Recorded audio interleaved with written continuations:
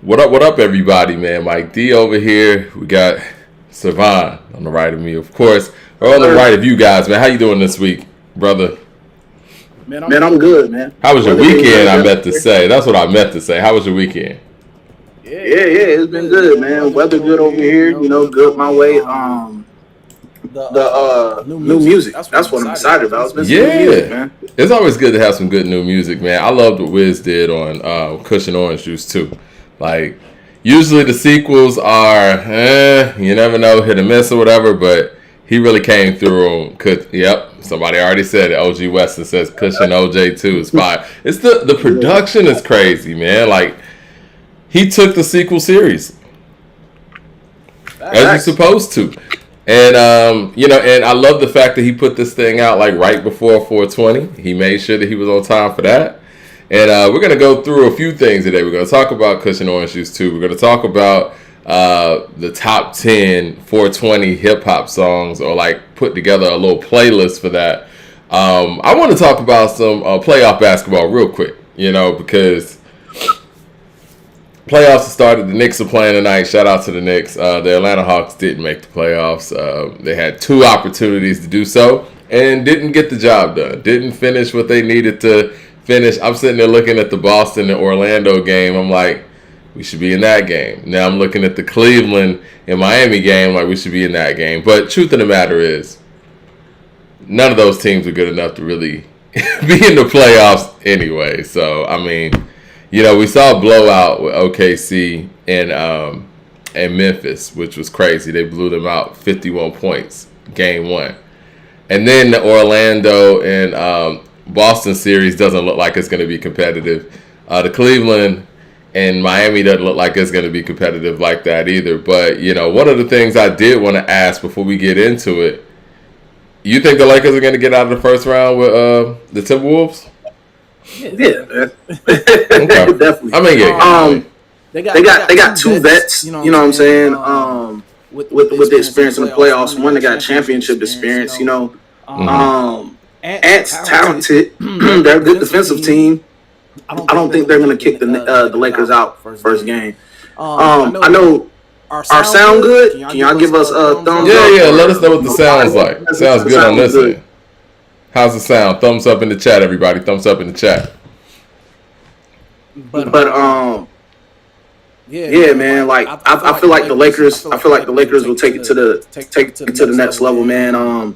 I knew that we was gonna give them like one or two in the series. I didn't think we was gonna give them game one because we got to sit. I You know, forget you're a while they Laker play. fan. Okay. But that could also be like, a reason why they lost too. I think that would be fine though, man. I mean, Lakers are not even bad fully defensively, but I feel like the offensive power of what the Lakers could do is So we is got gonna an be echo. better. Oh, let me got going. Is it echoing on your side? It's saying it echoes. Okay. I cut off I put on the echo cancellation. Let me know if that's better for you guys out there. I'm gonna check it real quick.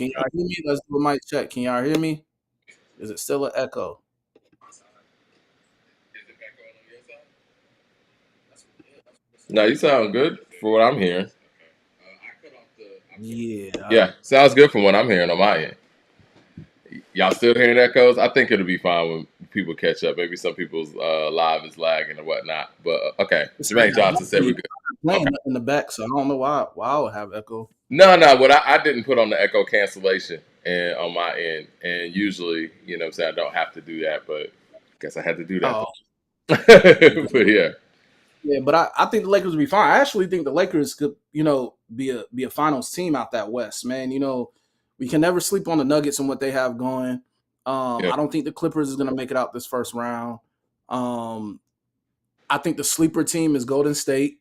I do too.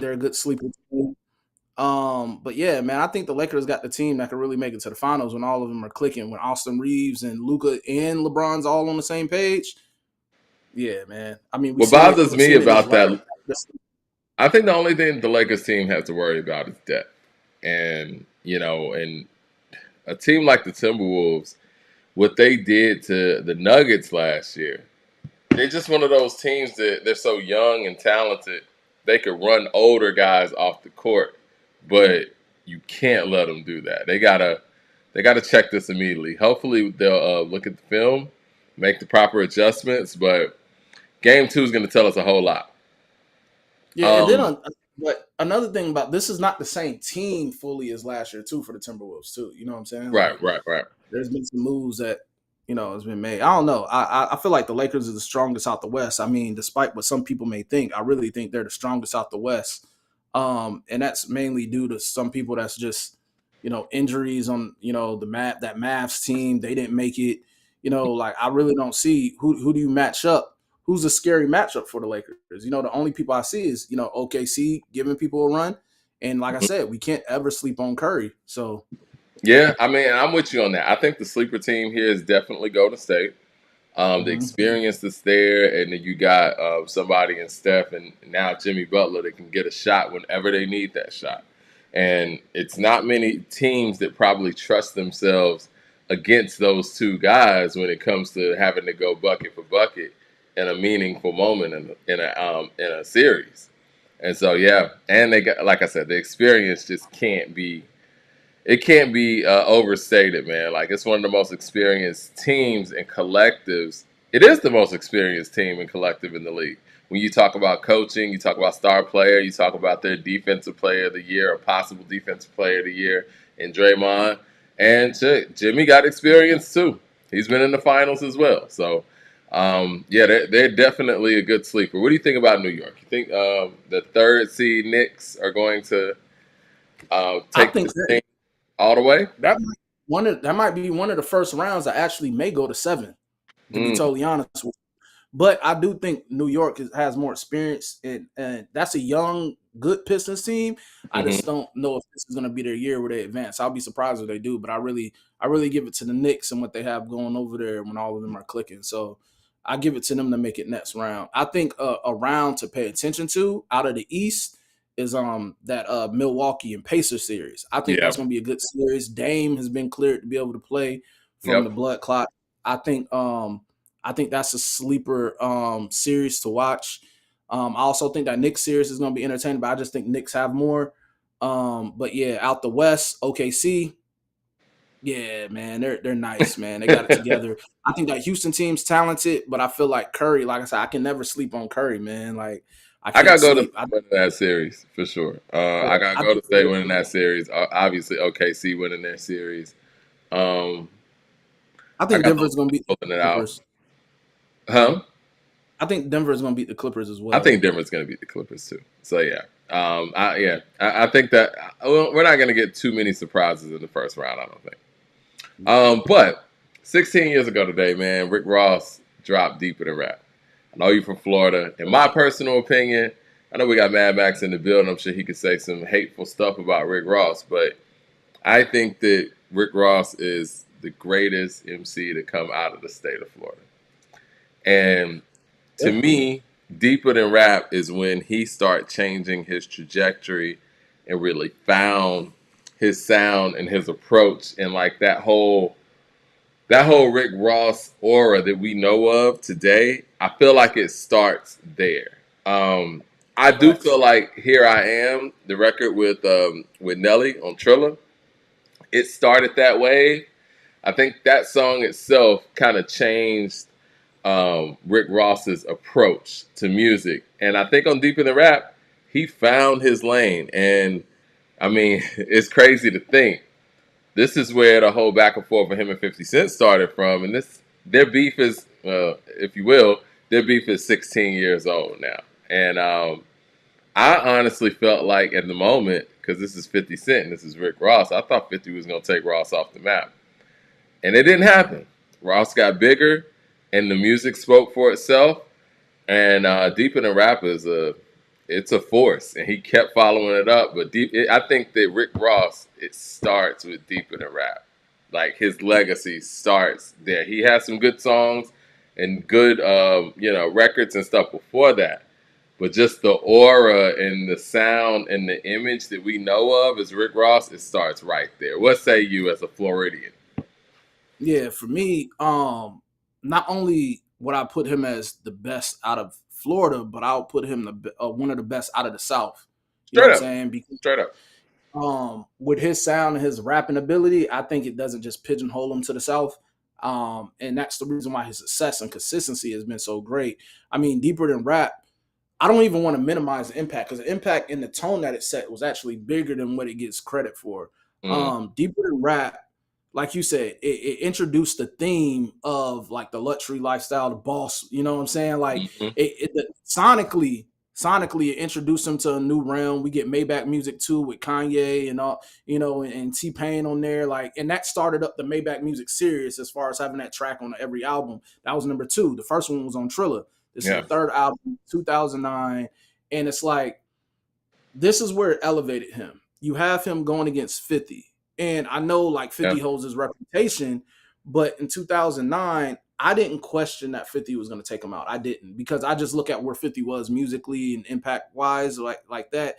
The music, as far as listening to it, started to change. I know I was a freshman in college at that time, and I was just kind of like, I wasn't listening to 50 at that time. I'm going to be honest with you. So I didn't think that was going to be the case, but I did think when 50 did release the stuff and the correctional officer things, I thought that it was going to kill him in the streets, but it didn't.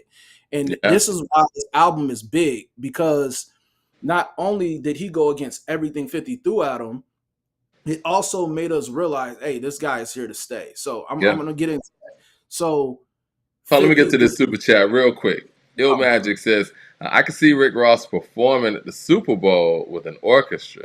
He's got a good amount of songs for those type of live performances. The musicality is there. Santorini, Greece is crazy. What were you saying? I'm sorry. No, that's dope. I can actually see him perform with the orchestra too. But like with Ross, the reason why it was so important is like when I say he's here to stay, 50 threw everything at him. I mean, he did the Officer Ricky stuff. I don't know if people was on the internet early around that time. That's like World Star Hip Hop time. You know, every week 50 was on there. They had cartoon parodies. You know, there was the skits. You know, the Pimpin' Curly stuff. Yeah, Curly. Then you had other people that want to leech on to the stuff on YouTube with the Officer Ricky stuff and all them things. There was a guy that used to dress up like the correctional officer and be everywhere around Miami, the Officer Ricky stuff.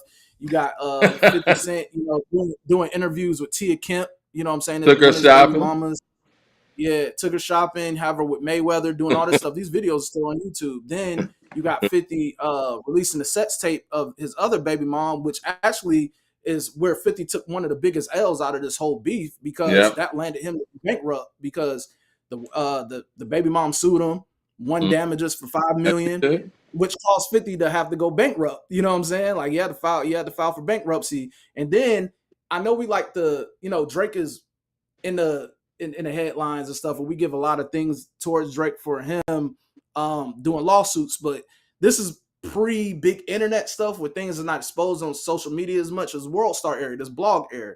But this is why I say with 50, there are some things we have to look at and be like, is he as we think? And some of the stuff, when he lost that stuff with Ross baby mama making him go bankrupt with her winning that case, he went back and tried to sue Ross.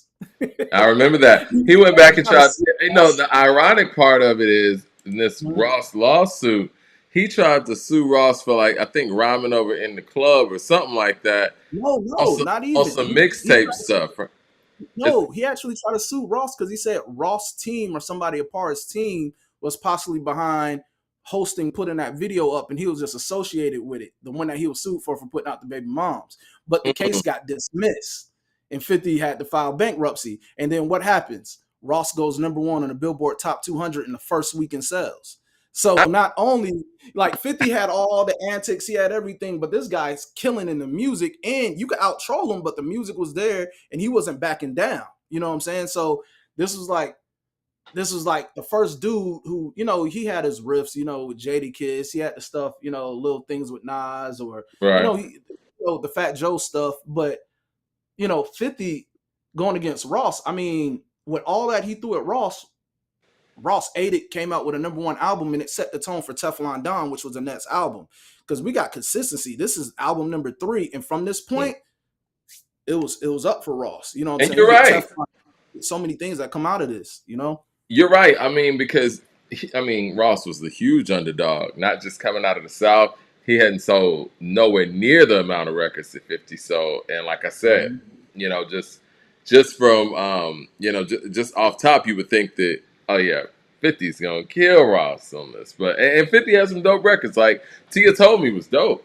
Tia Told Me was fire. But you know, long term, like you said, the consistency of Ross and the fact that 50 musically was kind of on a downturn at the time, Ross won out.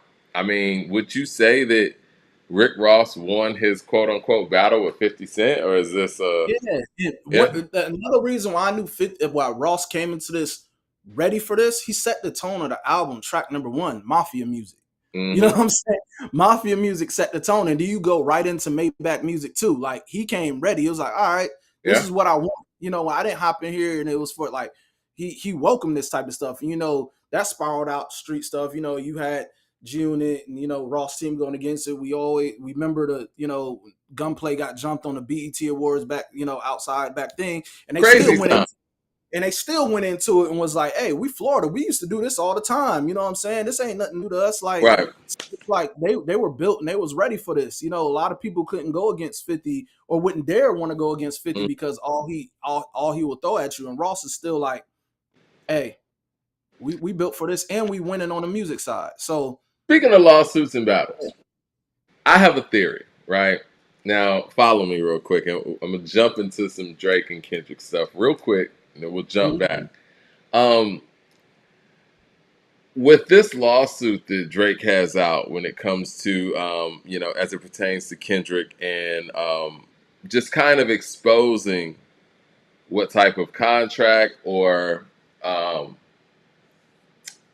what was it? It was like the individual deal or whatever. What was the most recent lawsuit? It was run down the line some of the most recent things that have happened in the Drake discovery part of it. Because it was something that kind of piqued my attention, and I was like, is he going to go back and somehow, you know, pretty much expose some things on a record?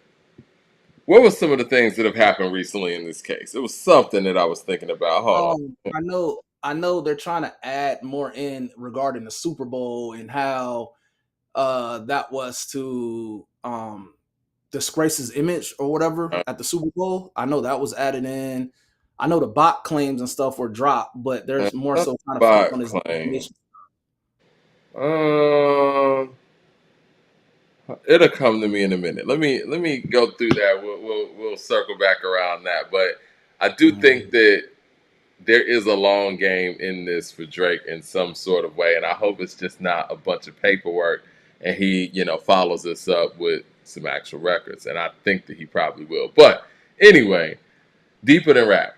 My favorite song on Deeper Than Rap was Rich Off Cocaine. I remember hearing that for the first time, and, you know, what was it, Avery Storm? What was that his name? Yeah, Avery Storm was on that. And I love, like I said, the approach that Rick Ross took for this album. The first single, Magnificent, with John Legend, that set a tone. And that is what, you know, I think that Ross does a really good job of setting the tone sonically with what he's going to do. And then he can duplicate that moving forward, but add different elements where it's not the same thing. Because he came with Super High after that with, you know, Neo, which is kind of an offshoot of Magnificent. And yeah, but it's like it's still two totally different records, but you love them for what they are because it's good music. I mean, he did the same thing with BMF and then doing songs like, you know, These Niggas Can't Hold Me Back. Like, he does a great job of setting the tone and setting the scene. I think he's probably the best beat picker in hip-hop history. Yeah, beat picking, and I feel like his themes are albums because, like, there was one year he gave you like 2 in 1 year. I think he gave, was it Teflon Don and Hood Billionaire in the same year? And they're like totally different. It was Hood Billionaire and Mastermind, I believe. I don't know. I think Mastermind was like 2013. Which one did you say? You said Hood Billionaire. What else? I think it was Teflon Don came next. That was the 4th album. Oh yeah, you're right. It was those two. Yeah, I like. Yeah, totally I liked Hood Billionaire. Yeah, and totally contrasting music. Hood Billionaire was more that trap, heavy drums. You know, like the Runners, like the Runners production. You know. Let me ask you this: what happened to the Runners? Because I ask that all the time. Like, the runner shit was hard, and it's like people just Runners stopped in listening Justice to League. runner. Runners in Justice League. I don't Yeah, know what happened Justice to League. I think Justice League kind of continued, but the runners, like they made money on my mind for Wayne, and you know what I'm saying, like hustling, like they had some crazy beats, and people just stopped working with them. Did they break up or something? Now I don't know what happened. I Yeah, really don't. we need to I find. always That's an interview. yeah, definitely. But Yeah, like we need to the find the right. sound, you're right, man. The sound that we got, Port of Miami, introduction to everybody to Ross. I knew a Ross when he was back on the before the beard, when he was in the Trina video for the All About the Benjamins joint, Yeah, I remember that. And then he redefined himself, dropped, hustling. If you even remember that Trina song versus now, it's like Ross always kind of like, he wasn't like, oh, I'm just gonna ride off the South and certain. He always was lyrical in his ability. He always went to show people I could rap whenever he had the time to showcase the talent. right. And I'm just gonna be honest with you, man. Ross has been not only consistent, but he is lyrically showing that he should be mentions in the names of people coming out the South. I don't know how you could deny Ross of that. I mean, he has a strong catalog. He has strong albums. Yeah, I'm just gonna keep it a stack. I mean, he deserves he deserves a recognition for what he's put in musically throughout the years. I mean, if you check his discography, he has at least 4 or 5 albums that can be in the midst of conversation when talking like great consistent hip hop albums. That's yeah. one of the things he's been consistent Why as do you well. think that he doesn't get that credit?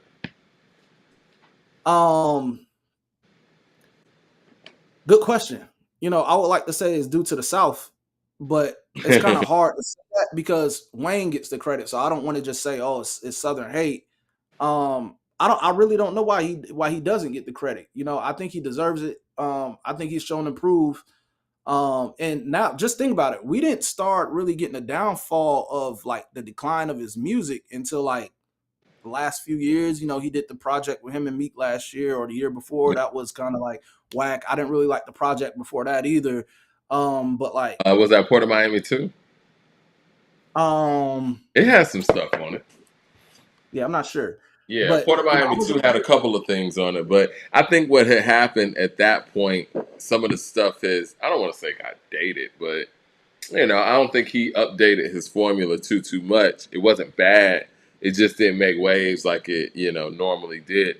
And I think with people like him, when you take such a what it feels like such a long break, and then you come back, being consistent with what you've always done, the sounds and stuff have changed. What was the song that Big Time that Just Blaze produced? I thought it was dope, and I was hearing young folks being like, "Yo, man, it just sound like 2003 or something." I'm like, "Hey, it is what it is." I think though people like Rick Ross who are great. What we do in hip hop, and we're going to talk about this when we talk about this New York Mount Rushmore. Stay tuned, Mad Max. I think that in hip hop, we kind of downgrade the people who are really good song makers and don't focus on coming with I guess the kill shot, for lack of a better term, verse, and focus on making the whole song. I don't feel like Rick Ross's approach is about I'm about to go out here on this verse and like kill everybody on this record, or what I'm saying, just focus on just having these very complex, 3-verse songs. It's more so about how the song comes together. Man, we got all kind of spam today, man. The haters is out. I got it. That's what I'm glad I have my other computer up. That's why I have. But anyway, so it's like I think with people like Rick Ross who focus on making the whole song as opposed to going verse for verse, we don't look at him as an outstanding individual MC.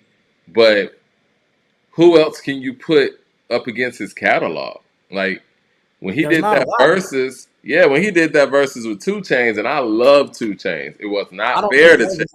was It wasn't fair to Chainz. mm-hmm. He really didn't. I want to be respectful. He really didn't stand a chance playing the records that he was playing. I think that if 2 Chainz would have went straight street with it and really just, got creative with it, I think he would stood a chance. But what Chainz was told, at least what he said, was we're gonna play the hits. Mm. And then when you got to go hit for hit with Ross, that's tough. And it's not Ross many back is people. deep, man. Yeah, his Ross back catalog's is crazy. what he And gets credit for. he was like, I got 20 more for anybody else, and it was stuff that he didn't play. I mean, Yeah, dude's catalog is crazy. yeah, his and I'm telling you, like, all right. So let me see, because I And for did me, he mention. starts separating himself with Deeper Than Rap. That's what That's why this album is extremely important. You think Yeah, it's his best album? I don't know, man, because I really like Teflon Don. I mean, this one had more of that, like you said, he kicked off the theme of it with being like mafia music, and that's what it really felt like throughout the album. It just had such a like organic feel, and you're right, it was Mastermind and Hood Billionaire that came out in the same Okay. year, I like and both Mastermind a lot, and I like Hood Billionaire. Mastermind was amazing. Yeah. I Devil mean, is a lie. amazing. Yeah, I mean, just amazing. God Forgives I Don't was even dope. So I'm That's looking at to me, that's his best album. God so forgives and I don't. 10 when Jesus we look at Pieces. the albums, Port of Miami, Triller, Deeper Than Rap, Teflon Don, God Forgives I Don't, Mastermind, Hood Billionaire, Black Market, Rather You Than Me, Port of Miami 2, and Richer Than I Ever Been. Rich and I Have Been is the most I recent one. was Okay. one. Yeah. All right. So that's what I'm saying, man. And then, he had some mixtapes in between this and, Yeah. Triple C's and stuff like that. But like, man, these are 11 albums, man. And honestly, the weakest link out of all of these was probably have to be the last two. Yeah. And I'm just like, yeah, there's not a lot of people that's fooling with this. I mean, 2 in 1 year, Mastermind and Hood Billionaire, that's 2014. I don't know why I thought Mastermind 2013. I can't remember that. Trilla's dope, and so is Port of Miami. Thriller was really dope. But to me, Port of Miami, this is him before he even finds his sound, and it's Well, still no, I don't know because he dropped Hustling on Port of Miami. That was the no, first no. single. I ain't dissing Port of Miami. I was about to say, and it still got Hustling, and I feel like Hustling is one of his strongest records. Like He got Hustling. I mean, I think the joint with T-Pain was on there. Boss. Yep, I'm the biggest. Yeah, That was on Triller, I believe. Probably, but he had Push It to the Limit. Push It to the Limit Push was on It the to the same. Limit was on Port of Push It to the Miami. Limit was He had Crossed That Line with Akon on there. I mean, I love that record. I'm bad. I'm back. Yeah. I'm bad. But again, man, I love when artists can continue to develop their style, man. And we got to give Ross credit for that. T.I. did the same thing when he started with I'm Serious, and he switched his whole style up for trap music. Common did it with Can I Borrow a Dollar, and then he switched his whole style up for Resurrection. And I mean, that says a lot about somebody's an artist when they can actually hear that, you know what, there's another lane to what I'm doing. And he found his lane.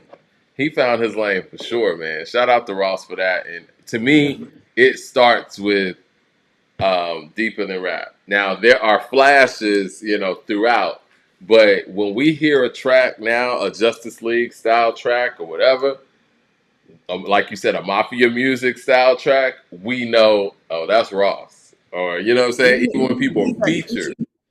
Even the Maybach Music series, like Yep. those songs on every album. I mean, Maybach Music 2, like that being a theme on like on those albums. I mean, that became a thing as well. So I'm like, man, Ross has been fairly consistent. He doesn't give you bad albums. I mean, the production is amazing. I mean, like I said, the longevity and consistency and being at the top of his game, and he kept legs on his career because he featured with the other artists. He started Maybach Music Group and brought out people like Meek, and he brought Wale over there. At one time he had Stylie, you know what I'm saying? Yeah. Gunplay was sticking his neck out, like there was a time. I mean, and this is the beginning of the real Maybach Music Group, for real. I mean, you heard the Maybach,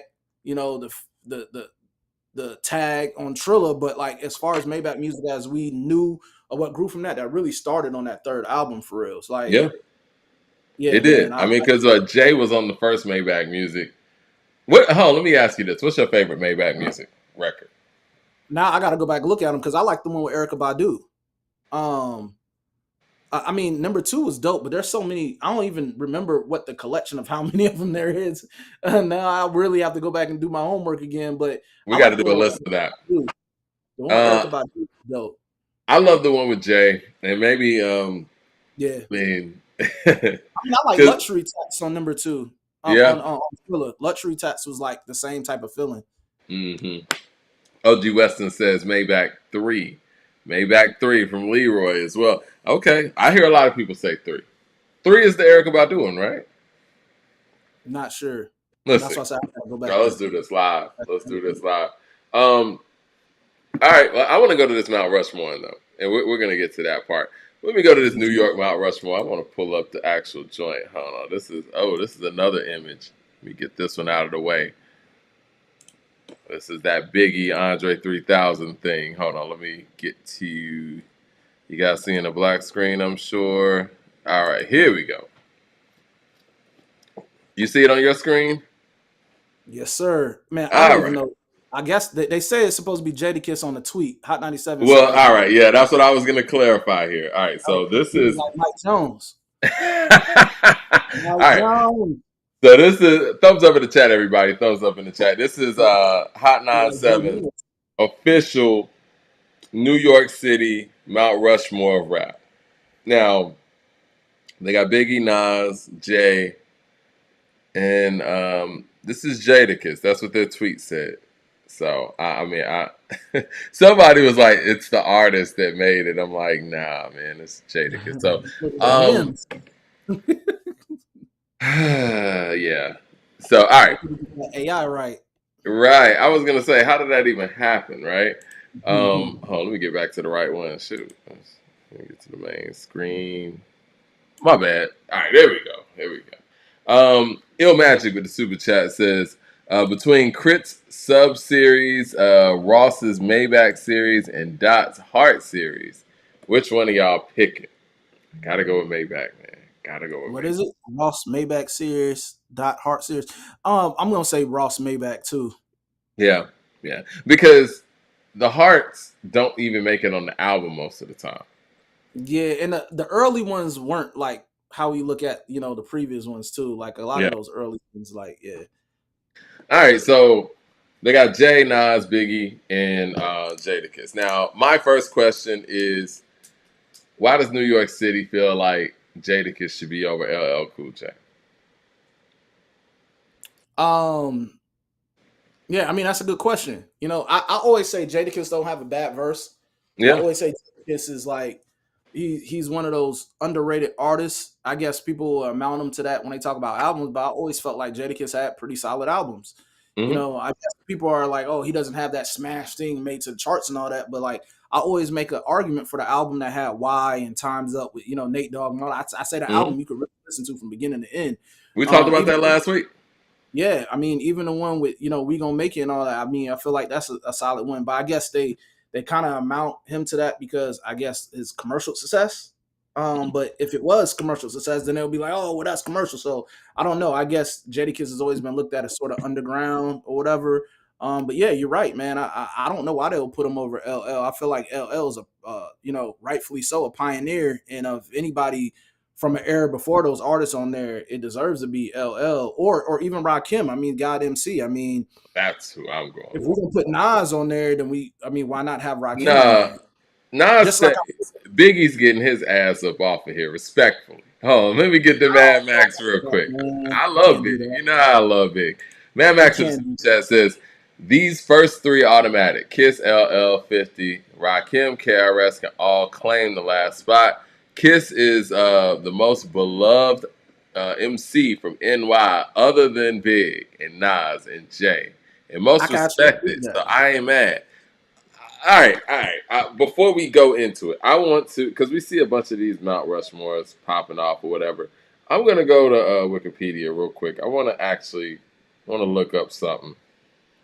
Because Mount Rushmore actually means something. It's not just picking the best. It's like they actually have a criteria for each individual that's on the real Mount Rushmore, right?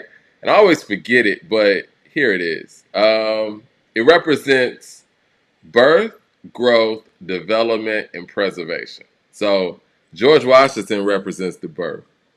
Thomas Jefferson represents the growth. The development is Theodore Roosevelt.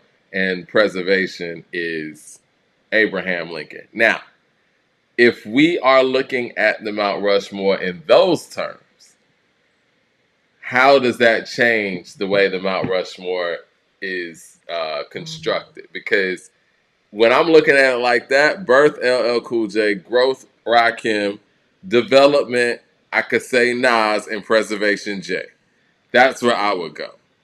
Or those could even be swapped. Right. For Nas and J. Nas and J. Yeah. But yeah, I mean, I'm not even mad at that list, but yeah. I just can't imagine a Mount Rushmore for NYC rappers and Big not being on there. You know what I'm saying? Like, I just can't imagine that. You know, like Big is such a his influence exceeds a lot of people that can be placed in the conversation. Like honorable mentions, you can put Jadakiss in there. Honorable mentions, you can put X, because if Jay is on there, we have to arguably, objectively say, X was the only one that really gave Jay a run for his money for real. You know, like when they're out at the same time, the album sells, like DMX doing it twice in 1 year. I mean, the only thing on the same label.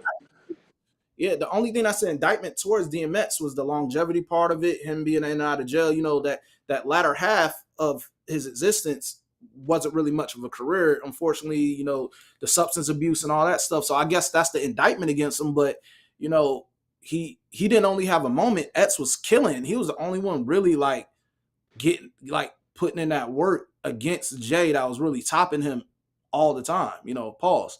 So we had a very spirited debate on Thursday's show or whatnot about Mace.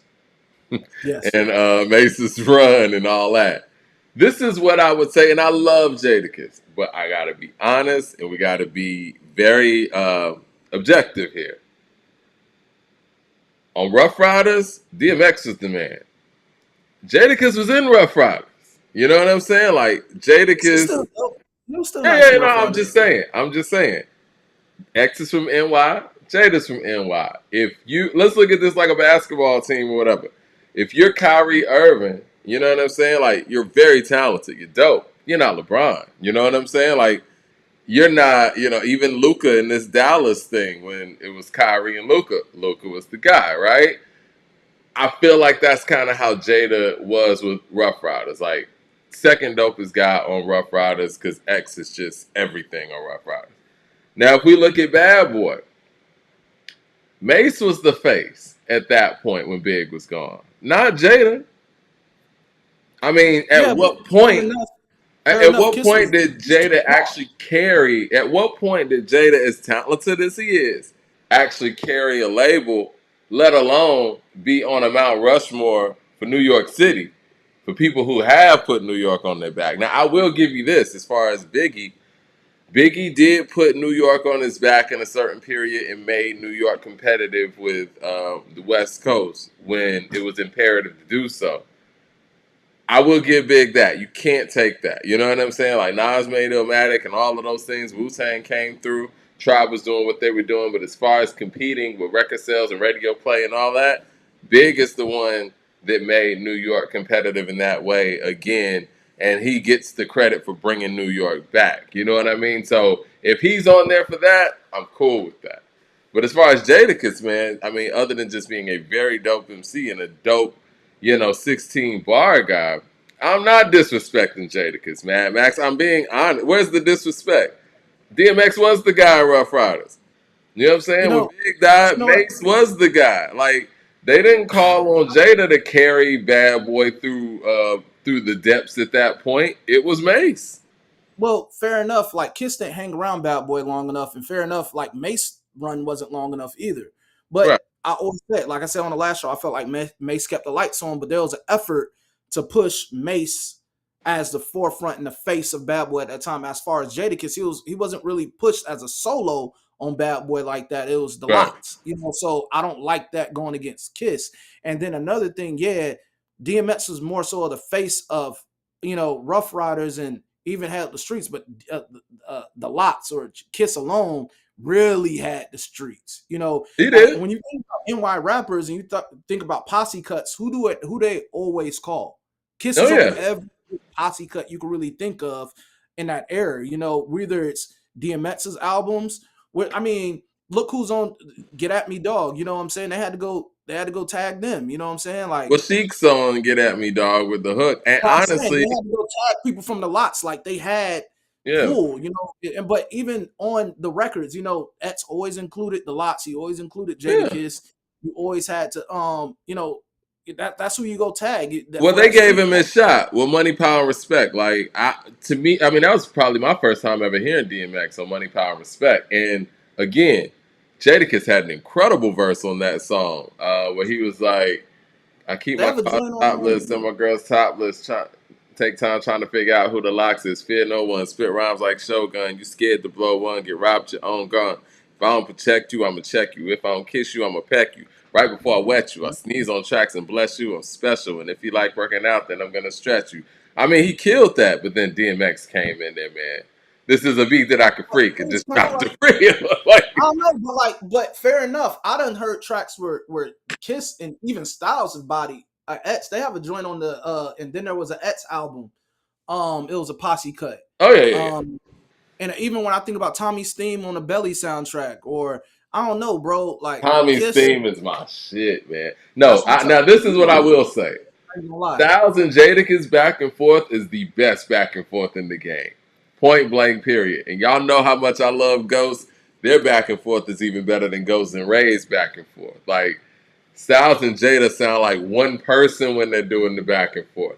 And even with that being said, how fair is it to even consider Jada for that spot and not Styles? You know what I'm saying? Like, Styles got the catalog. Styles is nice. Styles is, I mean, if we're being real here, how much better is Jadakiss than Styles? Because I don't feel like there's much of a gap there, if there even is one.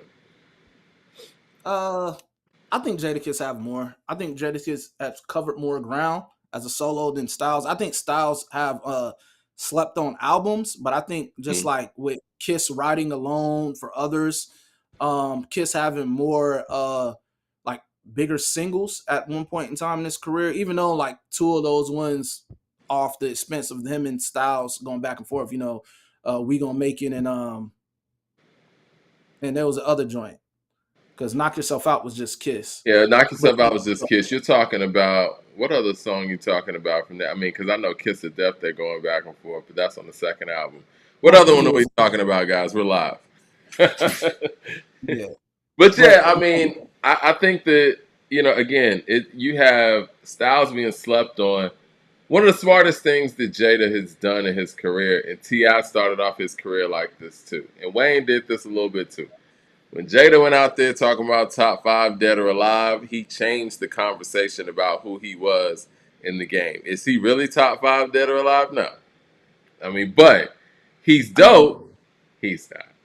He's dope, but it made us think about the notion of him being, you know what I'm saying, one of the greatest. Lord with the super chat says, best back and forth is Run DMC. Second is Smith and Wesson.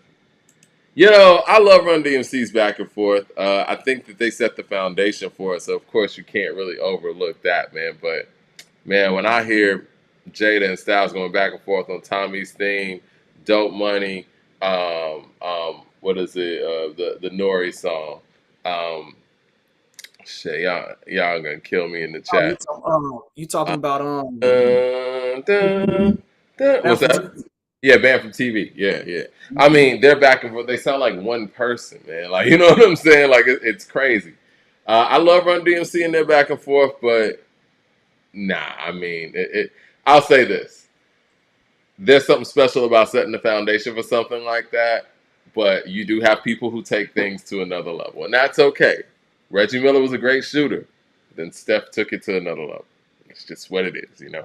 I mean, yeah, like I could say, yeah, you could take Kiss off there, and I think fair enough to put LL on there. I mean, yeah, not only LL from, you know, the pioneering standpoint of it, from how he carried it, but how he's transcended throughout the eras. You know, yeah. I mean, it wasn't like his career died when it got to the late 90s or whatever. Like LL was still putting in hits. I mean, to be able to start from the 80s and go until then, and then what he did outside of music, I mean, I know that's not a reason to be on the Mount Rushmore to the criteria of, I guess, the rap theme of it all. It kind of is, though, when you pioneered it. You know what I mean? I feel like LL is hip-hop's first solo superstar.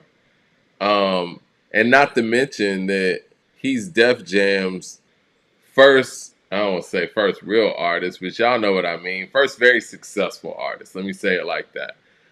He set the foundation for commercial what companies looked at as a commercial success in hip hop.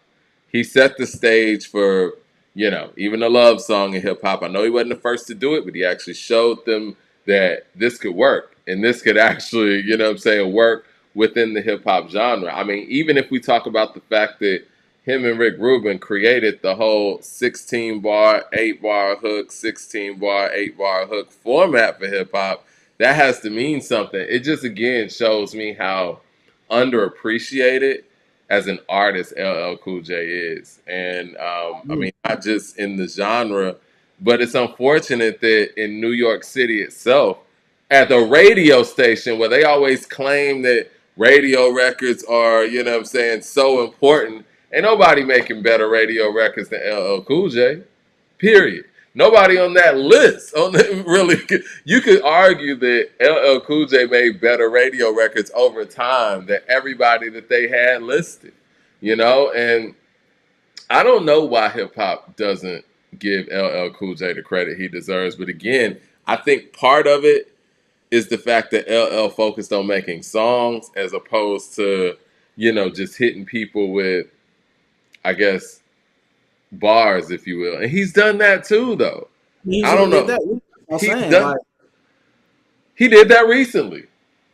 Yeah, so him throughout the eras, what he did with how he helped Fubu launch, how he was he had the in the house TV show, the movies, what he did with Kango early. You know what I'm saying? He was the first real guy to really commercialize rap, but still have a street record and have a joint for the ladies, and he really showed how to maneuver in the platform, in the criteria of how you put rappers together as far as the hits, the records, the longevity, all that stuff. I mean, the term GOAT, we got that for a reason. He gave us the GOAT term. He did. So I really feel like LL, if anything, he should be in that conversation. But like I said, there are people that can make an argument, but as honorable mentions, like I say, DMX, you got Kiss. I always feel like another one is I guess we could low key kind of put Cam in the conversation, but as an honorable mention. Yeah. No.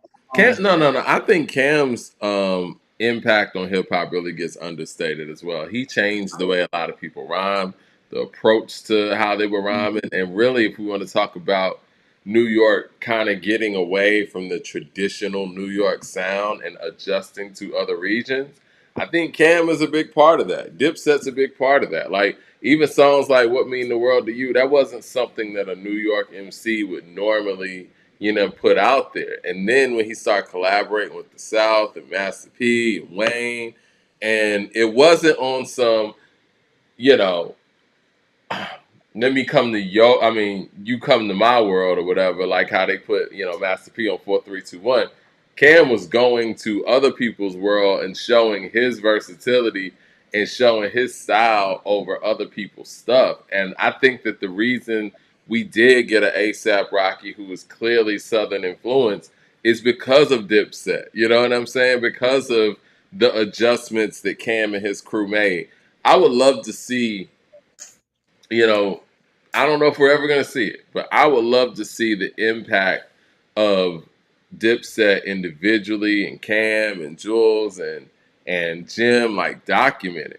Because Jim Jones too, man, he is a trailblazer in the digital era. And the whole, like you said, the World Star era, or YouTube era where, rappers was going out creating their own content that was outside of the music, the DVD era. Like, Jim Jones is very pivotal in that era. Yeah. That's what I'm saying. Like, when I just really look at the, Mount Rushmore, I know you said the fundamentals of what made up the original Mount Rushmore, and I'm just thinking about this. When I look at when I was placing my four, like I said, I'm a Jada supporter, I'm a Kiss supporter, but like I said, we gotta throw LL in there, man. We really do, and I feel like his career is understated for what he did for hip hop, because a lot of the generation, sort of under my generation, they don't look at LL as a rapper. They look at him more like an actor. Just like people look at a Will Smith, they're like, oh man, he's a manly actor. They wasn't around to see what he did musically or stuff like that, but LL definitely deserves the credit. But yeah, man, the Mount Rushmore, and it to me it's composed of, for me, influence, longevity, and impact. And I feel like if you're gonna have a Mount Rushmore, those four people should be people that change the game. Yeah. A certain way. And I feel like arguably so, LL, J, Nas, what was it, LL, You got J, Biggie. and Biggie. All four of them have changed the game in some form or fashion, and the impact, not only for New York, but musically. There's people that just did it New York, regional and stuff like that, but there's people that did it. These guys did it nationally, bro, like to the world. Yeah. Changing the rap game as we know it. So Lord with the super chat says KRS 50 Busta, DMX, LL clearly before Jada. I'm going Rakim. Well, again, I got LL for the same reasons you do, and probably even more. I got Nas, J, and I got Rakim. And again, Rakim. And I don't want to overlook KRS here. I think that when you're talking about somebody who's foundational with it in their approach, you have to kind of just pick the person that you feel like would edge out the other individual. I would pick Rakim over KRS for that purpose, right? If I had to choose between the two. And it's a tough choice, but Rakim changed the way everybody rap. And everybody still raps. And I think the other part about that, and and I'm not being disrespectful or anything, we're just talking about Run DMC and and their back and forth in relation to Styles and Jada's back and forth. Yeah, Run DMC's back and forth is dope, but you could tell that Styles and Jada's back and forth is an elevated thing that has happened over time through influence and all of that, and they built on it. When you listen to Rakim rap, it's not a lot of people now, after 10 years after, 20 years after, 30 years after, that can rap better than the guy who was rapping then. That's what's so amazing about him. Huh? Yeah, there's a reason why he was like the original person who they refer to as God MC. You know what I'm saying? Crazy. It's like I said, it's like Wilt Chamberlain, man. Like you hear the way he's rapping in 86, 87, and the way everybody else is rapping, it's like, where did this guy come from? And it's not just the flow, it's not just the articulation, like the lyrics themselves, the way that he builds onto his lyrics. I mean, if it wasn't Rakim or LL, definitely Biggie could get in there, because I do think that Biggie overall, in my opinion, is probably the most talented MC that we've ever heard. Like naturally talented, like the flow, the voice, the storytelling, the ability to sound great over every track. Like him and Puff was such a incredible combination, because Puff understood where hip hop could go and where black music could go as far as radio, and specifically focusing on, elevating hip hop out of the streets, if you will.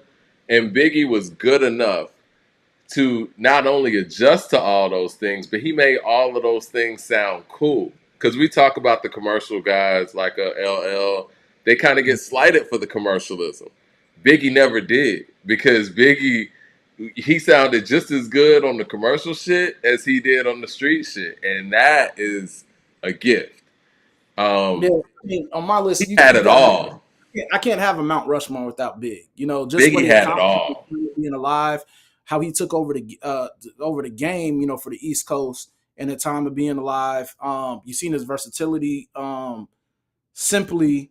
On Life After Death, he was able to mix the street with the commercial, with how he did with Diddy and all that stuff. I mean, my list has to have Biggie on there. I can't see a list of Mount Rushmore or NYC and not have Biggie on there, man. I'm taking off anybody that I mentioned, I would take off LL for Biggie, but I don't know if I can do that because of just LL's such a special case. But if I was taking off anybody, I mean, because again, Biggie's impact is incredible, and even when we talk about Nas and Jay, Biggie elevated Nas and Jay in many ways too, and I do believe in 1994 when they both made their debuts, Nas was a better MC or lyricist. Let me say that Nas was a better lyricist than Big, but Big had the versatility when it came to making the street records and the radio records in a way that Nas hadn't gotten to yet. And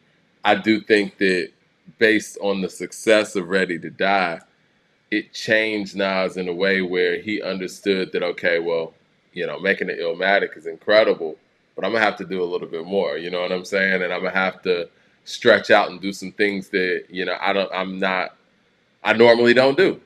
And that's the Biggie effect right there. And you know what? We talk about the Lil' Kim effect, and again, Lil' Kim, she has her own, influence and her own vision of who she was going to be as an artist. But Big has some input in that as well.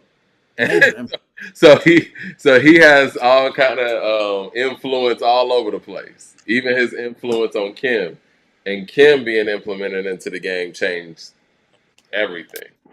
I don't think people talk about. I mean, the word influence is being used so like frivolously and just everywhere, and without really knowing what influence is. And I think influence is one of the biggest things when it comes to an artist having legs even after their career and during their heyday in their prime. And I know it gets used loosely, but I think there are major factors when you're an artist that's like influential over like a new generation or whatnot. Like LL influential. Yeah. Nas influential. Jay's influential. Yeah. Biggie's influential. You know what I'm saying? Like all these guys are influential, not just in New York, but outside and just hip hop, period. We were going to have, I know we could skip because that's a good transition. We had a conversation like who's the most influential MC of since post 2010? 2010s, yeah. I mean, go ahead. Who are you thinking? It's not just one. When I talk about that, like okay. The most influential rappers of the 2010s, this is where it gets dope because we're not looking for just one artist to lead the charge. 2010 is the transitional year. Yeah. So you're a culmination of like many different artists influence to how we got throughout the years and going into the 2020s. So I would like to say Kanye, early 2010s, Kanye. Okay. I would like to say Drake. Can't take that away from Drake. I'll say Kendrick, and I'll tell you why to Kendrick because I don't know if people are going to see why I say Kendrick, and I'm going to speak on why I say all these people individually. I say Chief Keef in the 2010s. Chief Keef. I say Nicki Minaj, and lastly, I have to give it to Wayne. Although we got a lot of mixtapes from Wayne in 2010, and those were like those off albums like Rebirth and I'm Not a Human or whatever. He gave you two Carter albums in the 2010s too. Yeah. But like just and Wayne's, I think his previous works were very influential on the current era. So yeah, facts. And then Future. The last I was gonna say. I was gonna ask about Future. And so yeah, all these artists I feel like goes as most influential in 2010s. So I'm gonna say Kanye because he's the person that pushed experimental rap. You know what I'm saying? Like taking a risk in music, new sounds, like what he did on 808s and Heartbreak. It's prior to the 2010s era, it's just like, and what he continued 2010s, before, after 808 and Heartbreaks, what he did in 2010s, he kept on experimenting with his music, and he gave birth to a sound, and not only musically but fashion wise there was a lot of things going on too. So I feel like Kanye is like one of the biggest influential people in the 2010s. Next I'm gonna say Drake. He actually was that barrier in where we're going from the blog music era into transition into the streaming era, and I felt like he knew how to pivot and maneuver in out of those eras flawlessly, with being able to how he even did his early projects. Like I said, he was one of the first people outside of Wayne that when you go to Best Buy, you're seeing his mixtapes being marketed like albums. Like you can literally go get those albums off the shelves in Best Buy like it's a real album. You know what I'm saying? Like, and then the vulnerability that he used within hip hop, he kind of like made that cool again. I don't think nobody did it that bigger with having the vulnerability and, kind of that that aspect in it since LL. So I felt like that was And kind he of added cool. the singing in there with his vulnerability as well.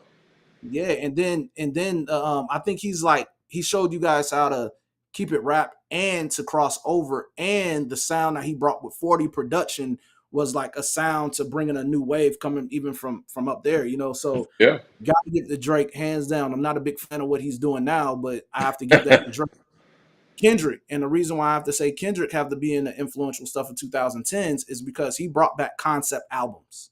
You know, outside of mixtapes where you got the best concepts in those 2000 years and a little bit before that, mixtapes is what held concepts and themes more than anybody that was doing albums. What he did on Good Kid, Mad City, he brought back the art of storytelling as well. And so I feel like with being able to do that, those influences you're going to see throughout with coming later on, with staying on that topic and those concepts and the storytelling. I feel like he kind of rebirthed that, being appreciated within mainstream hip hop and within albums, more so, because it was more so being championed on the mixtape side where people staying within the themes of the titles and, all of that. We can get to the super chat with Matt Max. Yeah, Mad Max with the super chat says, 2010 till now, most influential is Drake. Lil B, Lil B, Rocky, Keith, Migos, Cardi, Pop Smoke, Kodak, Nicki, Future, Kanye, and Wayne. 2000s dot. It said 2000s dot has no sons. What was I gonna say? What about Lil B? Is that not Lil B? Oh shit. Yeah. I don't know. I didn't really listen to that shit like that. That was like goofy music to me. I never listened to Lil B project. But I could agree with some I of that. remember my train of thought from before. This is what I was going to entertain, right? So let's just say with this lawsuit, Drake says, you know what? Or puts out a record.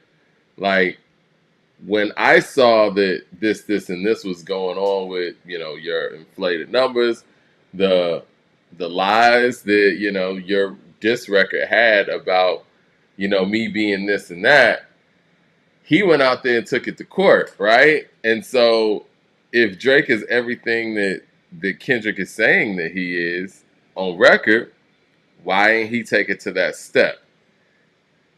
He's basically testing the validity of what Kendrick Lamar's diss records are about. And they're just making up stuff. And I guess that's the only way that he can position it to kind of save his own individual reputation. Like, calling somebody a pedophile and this and that, and he went out there and fought it.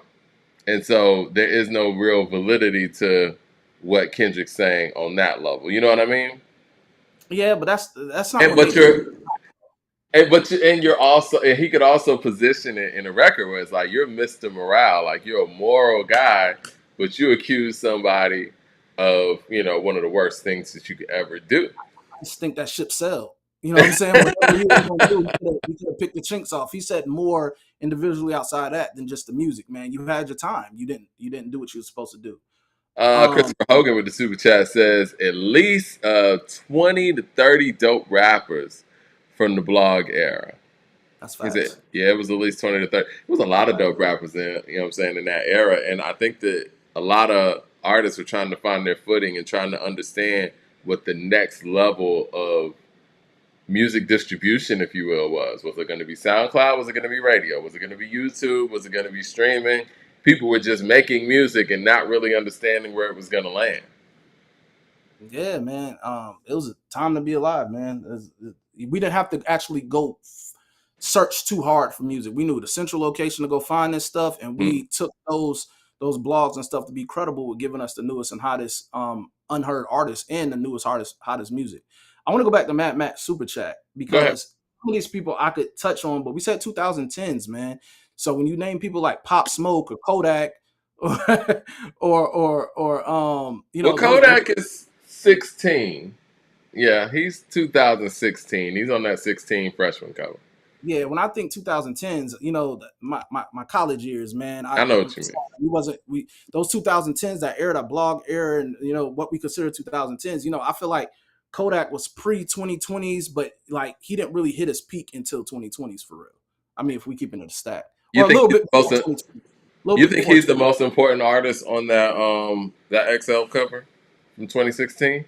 I got to go back and look at who's all on that. Lil Yachty's on there. Kodak's on there. Anderson .Paak's on there. Hold on, let me pull it up real quick because it's stacked. 21 Savage is on there. Um, that's it's funny. I remember reporting on that cover when it happened, and everybody's like, "This cover's trash, yada yada." And when you look back on it, this cover was the next era of everything we were about to get. This cover has Lil Yachty on it, Designer on it, Dave East, Denzel Curry, G Herbo, Lil Uzi. That's who I was leaving out. Lil Dicky, Anderson .Paak, 21 Savage, and Kodak Black. It could be Kodak or 21. I think Kodak. I'm thinking more along the lines of Uzi. Yeah, I'm thinking along the lines of Uzi and Kodak. Yeah, but I would say 21 Savage. He's consistently gave you more quality music than those two. I feel like 21, and I'm saying this as somebody in Atlanta, and I actually listen to 21's music more than I listen to the other two, but I feel like he doesn't drop enough. You know what I'm saying? Like I feel like 21 hasn't put out as much work as Kodak and Uzi, and they're so different, man, and they kind of carved their own path. I remember when Juice World came out, everybody was like, "Man, this is like and rest in peace." And Juice World was incredibly talented, but it was clear that Uzi's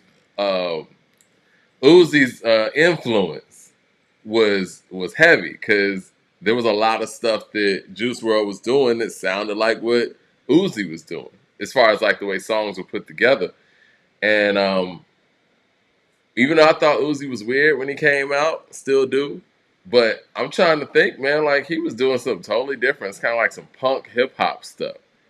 And I can't think of, anybody who really had done anything like that and did it successfully. Uzi was different. And Kodak, man, I mean, we wouldn't have Bodak Yellow without Kodak Black. Yeah. So, and that changes a lot of things.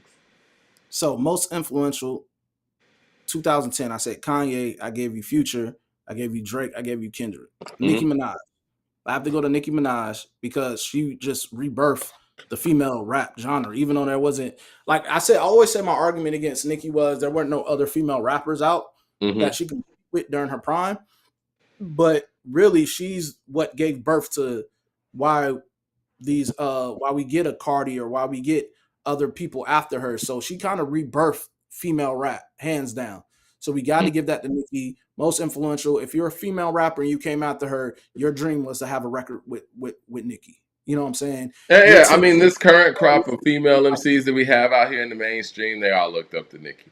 And all of them, once they came in the door, they worked with Nicki to some degree. You know what I'm saying? And, some worked with her and they fell out with her or whatever. But she was definitely the gatekeeper and kind of like the reset button for female hip hop artists in the mainstream. Because you had to come through Nicki. And then I would say Chief Keef, because what he, we have what King Louis did as far as, coining drill rap and founding that and introducing that. But Chief Keef is what made it. He was the face of it, from what we got later on from drill and what the artists that we got underneath that. And then I even remember the Don't Like video, it was shot in the house. I remember that. Like, I remember when in Tallahassee, we used to go to the club called The Moon when I went to FAMU. And on the screen, the DJ, it was dope. They'll play the music videos on a big screen in the club. Yeah. Their DJ.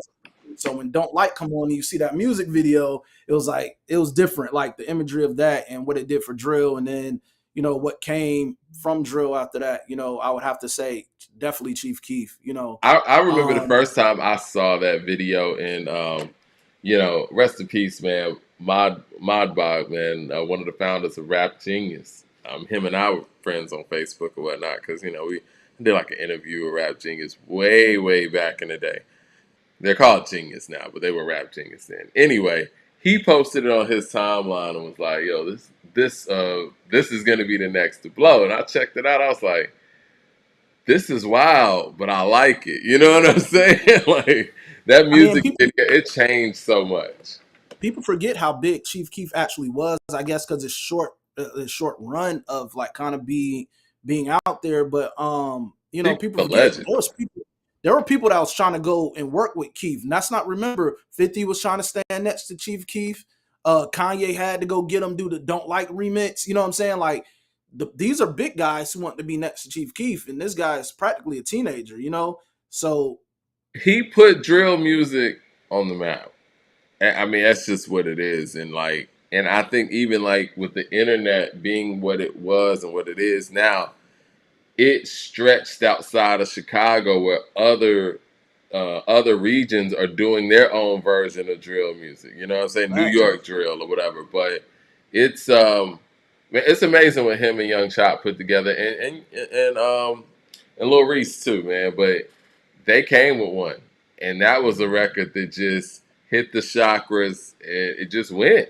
And his influence, even if it is, I mean, you got Finito and a few other records, but Chief Keef, even with a handful of records, he has maximum impact in that 2010s era. I don't know how, if we're ranking it, how high we'll put him, because this is an era of putting out a lot of material, and he just doesn't compete with like somebody like Future when it comes to that part of the conversation. But when you talk about drill music, he's one of the first names that's gonna come up. Yeah, and as you spoke that name up, there's two more. I mean, there's one. All of these names I've named, including Future, but I have to speak to why I say Future. I Mm-hmm. mean, I think now we can see pretty much the influence of Future, not only from what he's doing from the mixtape standpoint and making those like damn near albums, but we can just see his influence all over with that generation to come and what he's contributed with melodic rap and just what he's doing from the standpoint of he's another person that brings a vulnerability into hip hop in a way as well, like Drake, just from a different aspect or different perspective. I So I have to think give that. Future and Drake are very similar, and I Yeah, think that Future is more of a street version of that mainstream version of who Drake is. And I like can you see said, that. it's like Drake is more of I don't say more of a cleaned up version of Future, but yeah, I mean, because like you said, they both can do the rap stuff, and they both can do the ballad stuff. I don't And really then love the ballad Future stuff, but people do. I rather the street stuff, and I'm not knocking that part of it. I think it's because I like the hardcore stuff so much that he yeah. makes. I mean, because he made dope records that wasn't street, that I Mhm. used to hear in the club, from Never End to Turn on the Lights, and you know what I'm saying. And then what he does from the writing standpoint from others, I mean, we He wouldn't made have Drunk get Love.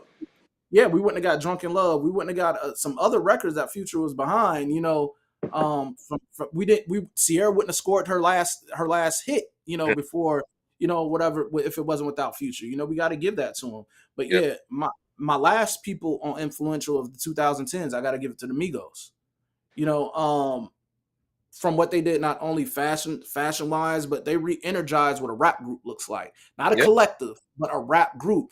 And I would say they're the last really legit big rap group.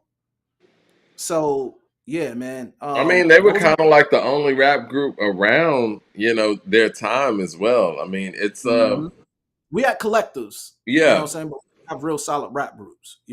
and the chemistry that they once had, man. I mean, rest in peace to Takeoff. It's just really sad that I could hear the chemistry waning off around Culture 3. And that's why it was cool to hear Unconfused, because Quavo and Takeoff still had the chemistry. I think that whatever was going on with, you know, Quavo and Offset, it seemed to, mess with the chemistry of the whole group. It's funny, man. I was just listening to No Labels 2 the other night, and the chemistry in that group was just wild, man. Like, Quavo was on point, Offset was on point and Takeoff was on point, and they all had their lanes and they all like maximized on their lanes, and it didn't sound like anybody was doing too much. All of the stuff just was coming together. And I remember the last song that I heard from them that I felt like they maximized on that chemistry was Stripper Bowl. And I'm like, man, if these guys can just lock in and they can knock out a great album, because they were all individually getting better and better, and they were making songs. Because even Offset, you still hear that with Offset. Offset's getting better and better, and then the pandemic happened, and I think that I'm sure that separated them even more. And then man, it's sad, man. They had a great run, regardless of what people want to think about them. Yeah, I knew they was in their pocket when they released that last single on that album. Well, that first single off that last album with NBA YoungBoy that had the Get in My Car sample from 50. Yeah. Man, they were so in pocket on there, and NBA YoungBoy was in pocket with them too. So that was actually a dope record to me. I actually liked the video too. But that song was great, man. I mean, and I'm not using great loosely, but I mean, just like you said, the chemistry. It was, and you talk about chemistry. It was very surprising to hear how well Offset and NBA YoungBoy sounded together too. Now, when Quavo and Takeoff are doing their back and forth, I'm like, oh yeah. I mean, that was gonna happen anyway. But I think that might be their last great Migos song. There's a few songs on Culture 3 that kind of give you that vintage Migos chemistry, and why not's dope until Offset comes in, because it's weird to hear, even with 3 separate verses, it always felt like Offset was kind of like, you could tell he wasn't there. You know what I'm saying? Like, you could tell that the song was probably recorded with Quavo and Takeoff, and then Offset came and put his thing together, you know what I'm saying, at another point. And a group like that, you can hear when the chemistry's not there. Yeah, definitely. Yeah, but they did their thing. I would say, 2010s, you got a lot of good artists that come from there. You get Wiz, you get Wale, you get ASAP Rocky, you get these people. But when we talk about the most influential out of 2010s, those are my people, man.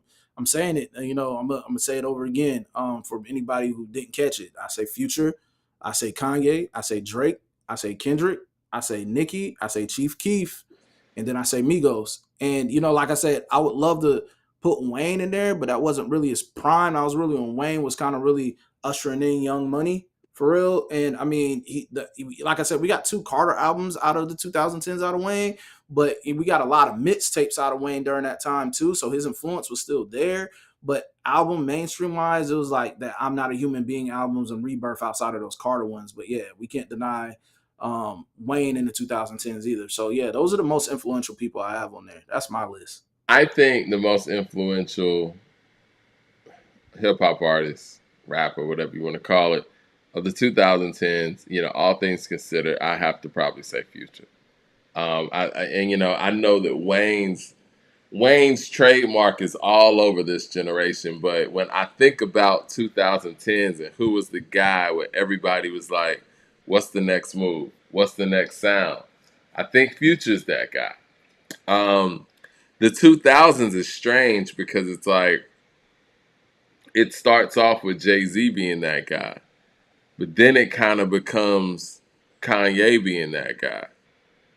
And at the tail end is Wayne being that guy. But collectively, I would say this and I would give him the edge because he produced as well, because you could trace the blueprint to Kanye in some sort of way also. And B, and some of the Twister stuff, I would probably say Kanye for the 2000s. But the reason why I say you have to put him in 2010s too, because he still had influenced music. Oh no, he's there. I'm just saying with 2000s though, I think he would be hands down. But 2010s, he still had that influence on that second half of his career. I think My Beautiful Dark Twisted Fantasy is a special album in the sense where it lets you know everybody who was about to be next. Kid Cudi had his moment on there. Rick Ross had a opening moment on there. We just talked about Rick Ross and what he did in 2009 with Deeper Than Rap, him being on Devil in the New Dress was huge for him. Nicki being on Monster was huge for her. You know what I'm saying? And shit, even if we talk about Pusha T in terms of the solo artist, him being on, you know what I'm saying, you know what song we're talking about. Live always gets me. Chip. The Posse Cut. Well, shit, him even being on the single was great as well.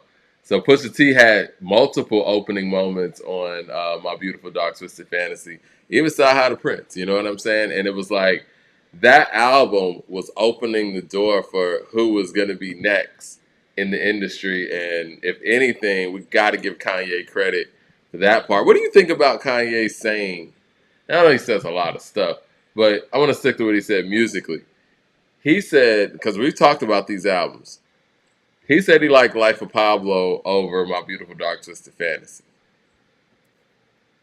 That's his opinion. I like both I albums. think that's based on the experimental side of things, right? I think that, you know, when you have an art, I don't think he likes the stuff that he did to kind of conform, if that makes any sense. And My Beautiful Dark Twisted Fantasy doesn't seem like an album where somebody conform, but maybe he's just being a contrarian where it's like, everybody likes this one, I like something else. I don't take stock. If that's his opinion of his own assessment of his music, cool, but I don't take much stock into it. My opinion about it, I would say My Beautiful Dark Twisted Fantasy over Life of Pablo, because Life of Pablo, when you're talking about conforming, that's him conforming. That's what the album where you could hear who's writing for him or who's the background voice or who's putting these records together with him. As opposed to My Beautiful Dark Twisted Fantasy, outside of Yeezus, I feel like this is the last attempt at real Kanye's ideas in mind and his sound coming together as one. You know, this is why I feel this is his last real creative effort that synced. You know, but Life of Pablo, like I said, we have to put him in the 2010s, man. Like My Beautiful Dark Twisted Fantasy, you know, what he did with Good Fridays and that thing leading up to that. And I talked about that on the previous show. I mean, that's really that should be the album that marks the end of the blog era. You know, Yeah, it is. Somebody that doesn't think he deserves to be in 2010s is crazy as far as influence. Yeah, You know, I agree. That the Good Friday series that he was doing, man, like, I mean, My Beautiful Dark Twisted Fantasy, in my opinion, there are great songs that were left off of this album. And I remember when I heard the album for the first time in totality, when it came out, I was upset that Chain Heavy wasn't on there. You know what I'm saying? And then later on, you hear songs like My Mama's Boyfriend. I mean, I remember he performed that in like the Facebook offices, rapping on somebody's desk and stuff. And it's like, there were a good, and not to mention the Good Friday song with Common and Charlie Wilson and Kid Cudi and all of them. There were a good 3 or 4 songs that were on that Good Friday series that didn't make it on the album that, in my opinion, would have made the album even better. But I'll say this, and I know I'm a person who has stuck up for Kanye in certain situations, and musically, obviously, and we talk about writing rhymes and, you know, people writing for him and this and that. I feel like if he would have written everything on My Beautiful Dark Twisted Fantasy, I don't think he would say that about My Beautiful Dark Twisted Fantasy in comparison to Life of Pablo.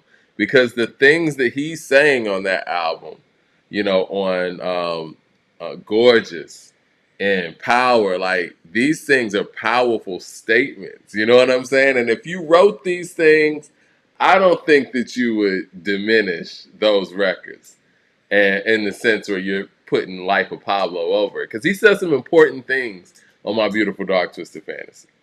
Yeah, I mean, like I said, I don't really take what he says as anything credible, and that's his own assessment of work.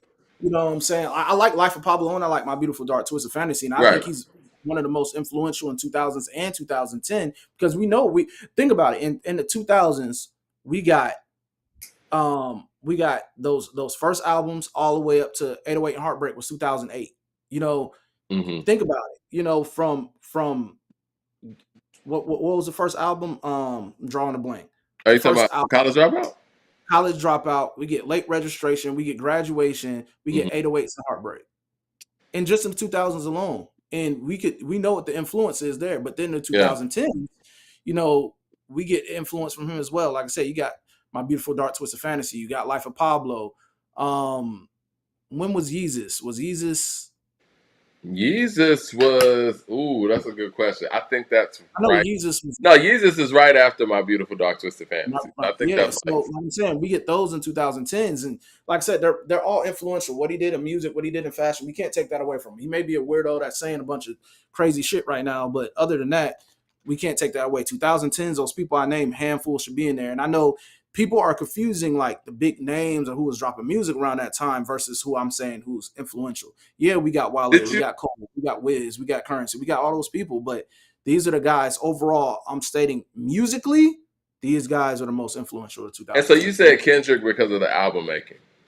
I say Kendrick because he the concepts of albums. You know what I'm saying? Like I said, the most concepts like conceptually you were getting musically in that era of music was mainly in the mixtapes. The running themes and the series that people have, and people kind of strayed away from like concepts with music or the storytelling aspect, because we got to remember where we were in hip hop at that time. Good Kid. That's why Good Kid, Mad City was so great, and so it brought thoughtfulness and efforts into putting a story together, an album, conceptuals, and concepts. Is like you can't take that away from them. Even before that, 808 and Heart. I mean, not 808 and Heartbreak, but Section 80. Section 80. You know what I'm saying? Yeah. Like these, I don't see how you can't see that. So it's like, yeah, these people all contribute to why they're. Listen, I will say this about Kendrick. I do think that in an era where we're in the streaming era, and let's just be honest, albums just aren't as important as they once were in hip hop. I will give Kendrick credit for keeping, on a mainstream level, keeping the importance of a hip hop album, a conceptual album, out there for a generation, because you can't think of anybody else who would have been there to do so. I mean, Kanye would have been there to do so, but he was on some other stuff, right? And, it wasn't an artist in the generation of Kendrick that was continuously changing up from album to album and making sure this album was a story. That's his lane, you know what I mean? And if he didn't do that, I mean, would anybody think albums were that important anymore anyway? In hip hop, that is. Damn got the Pulitzer Prize for an album, and I went back and listened to Damn the other day. I'm a person that thinks that To Pimp a Butterfly is Kendrick Lamar's best album. I think that Good Kid, Mad City is the album that everybody feels like is his best album, and I think it has the most surf. And I say this respectfully. I think that he has the most palatable material on that album for everybody to feel that way. What Damn is to me, that's my favorite Kendrick Lamar rapping on an album. You know what I'm saying? Like, there's no tricks and inflections of voice and all that. You just listening to the album, you're like, yo, he is spitting.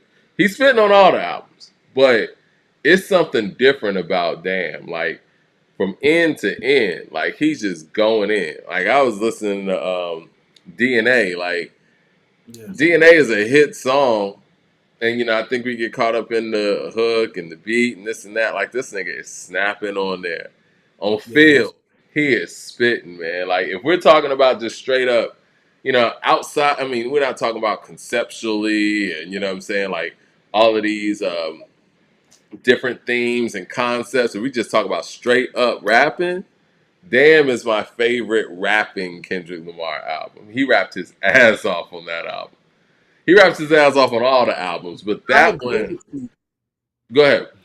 No, my bad. I was gonna say I agree with you as far as like, Damn, him spitting on there and his spitting ability. But I actually like to say the reverse. I actually think Damn is the most palatable album because that's the more mainstream acceptable. That's when you get his song being played at the NBA finals. That's where you get it being on commercials a little bit. Like, I feel like with the songs he released, on that album, they're a little bit more. I mean, yeah, we get on Good Kid, Mad City, we get Poetic Justice, we get Swimming Pools, records like that. But I think for say if I want to introduce somebody to hip hop, right?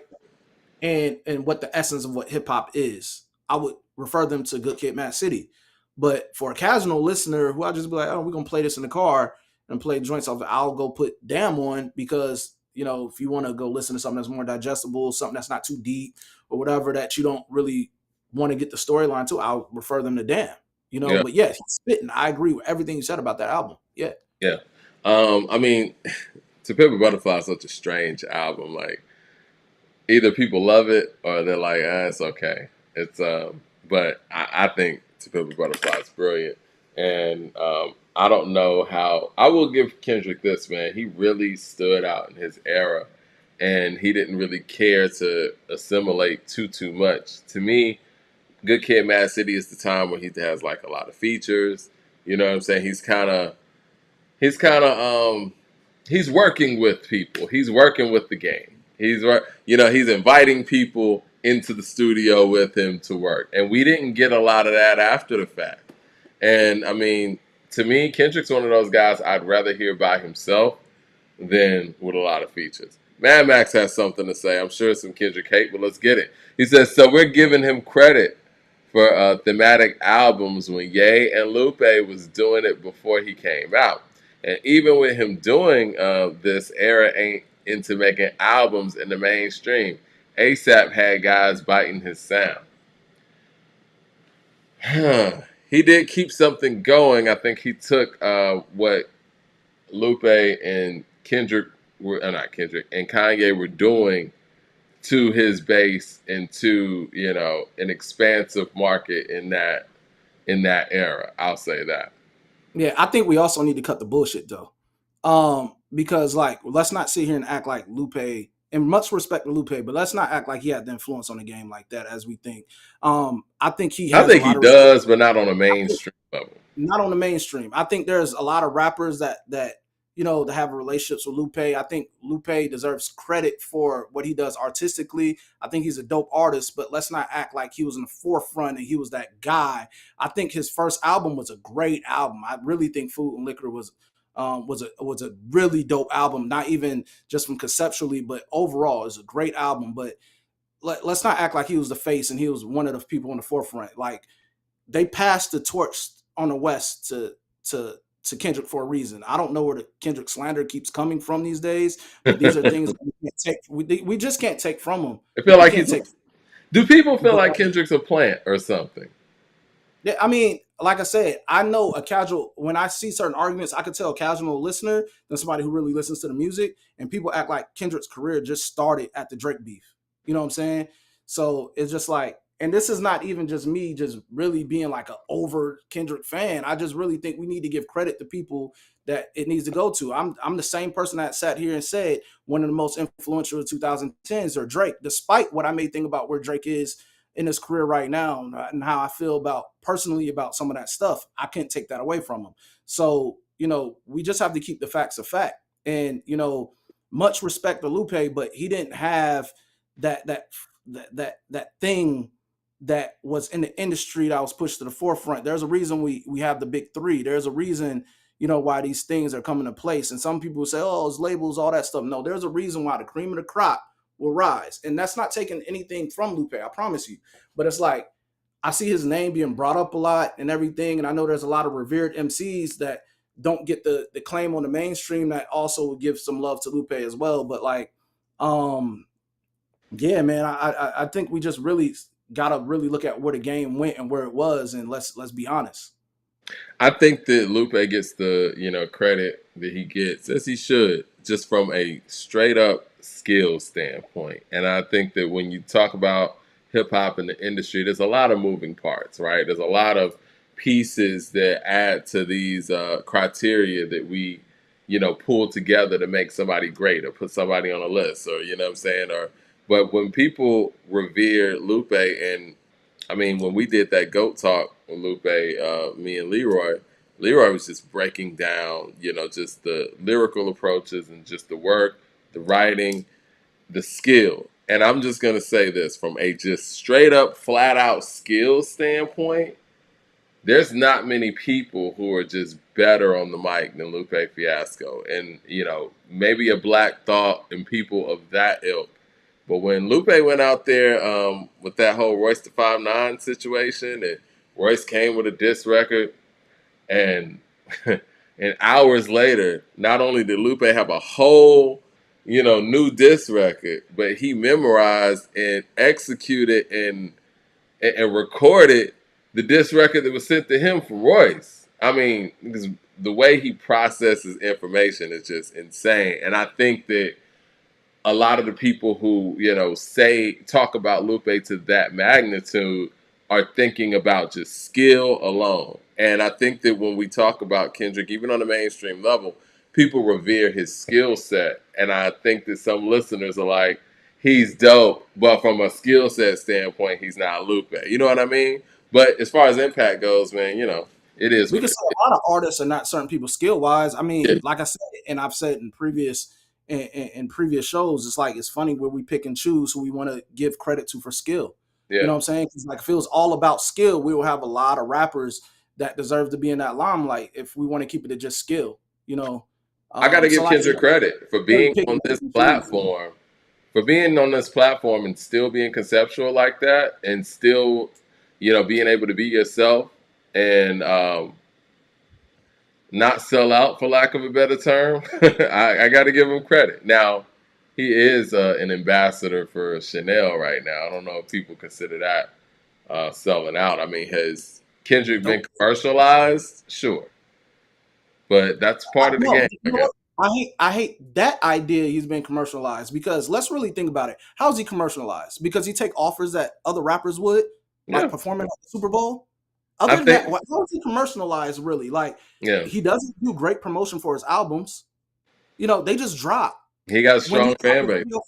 He just drop. When he does, like, it's not like there's a big marketing campaign, he's doing a bunch of interviews or whatever. He strictly still keeps it to the music. And now he's older and he's starting to make business moves. People are like, oh, it's the machine and all this and his marketing. And I'm like, bro, let's look at the history of his career, bro. And it's not like he wasn't the most commercial rapper. He wasn't Drake commercially, as far as the push from him. Even Cole wasn't like, and he was with Jay, who's like one of the biggest commercial goats of hip hop, as far as how he made it appeal. He took his stuff and made it appeal to the masses. So it's just kind of like, I don't get where these narratives are coming from, that like how he was this guy that was just being pushed and all, and like he's like doing McDonald's commercials and some shit. Like, well, I think people feel like with his image, he's not supposed to be a commercialized individual, but that's just not realistic. I mean, again, it's kind of like back, when people talk about gangster rappers or rappers who are street rappers, you're in the street. Like, no, you're not in the street. You're in the studio. You're on the stage. You're an artist. You know what I'm saying? And I think that it's hard for people to separate the art from real life in that sense. And the truth is, Kendrick Lamar is a major label artist who is signed to a corporation to make music. And if it's a good idea for him to do a Chanel deal or him to be on a Gatorade commercial, then that decision is going to be made. What do you think about him being the first rapper or first musical artist ever in a Gatorade commercial? I think that's kind of crazy, man. All these years Gatorade been around, and all the artists that has been around, I'm surprised he's the first one that ever been on Gatorade, man. I wonder why. I mean, and it's like, because you think about it, like you had Master P, who was actually in the NBA at some point, didn't get that. You got like people who, celebrate working out, like a 50 Cent or LL Cool J, and never got an opportunity like that.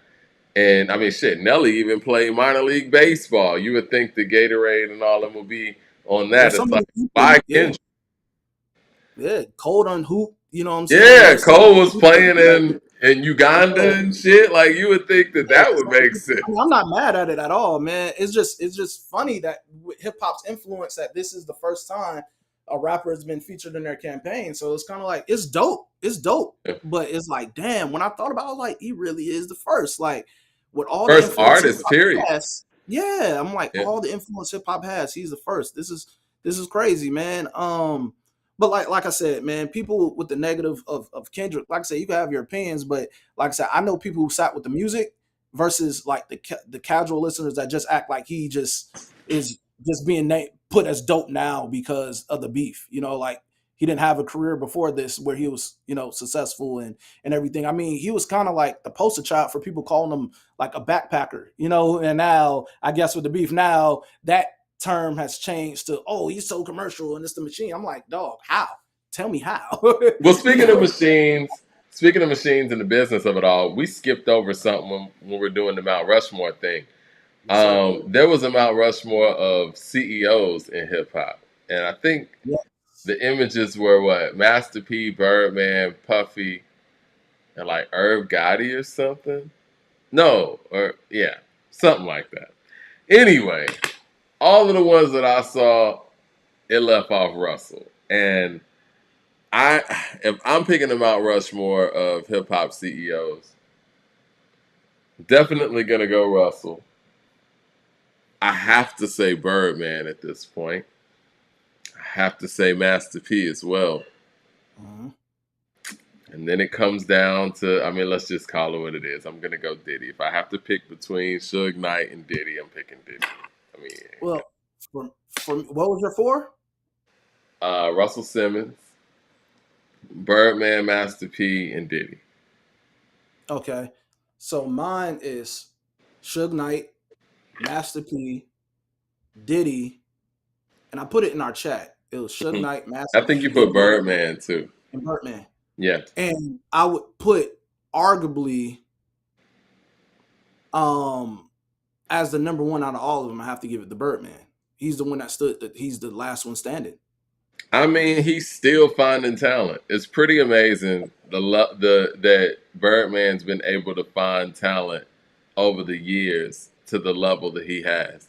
Now, if you ask me who was one of my personal favorites, I mean, I love hearing Suge Knight talk. What they did at Death Row, incredible. But I will say this: when they lost Dr. Dre, Death Row couldn't recover. And I know there were probably a lot of other moving parts, and of course Tupac Shakur getting murdered in Vegas. Death Row was never able to recover. I got to give Diddy credit. When Big was murdered, Bad Boy recovered. And Diddy actually put the label on his back himself, and Mace did as well. And even when Mace left and went to church, Bad Boy recovered. Black Rob came with Whoa. The Locks left. Bad Boy was still around. I got to give Diddy credit for that.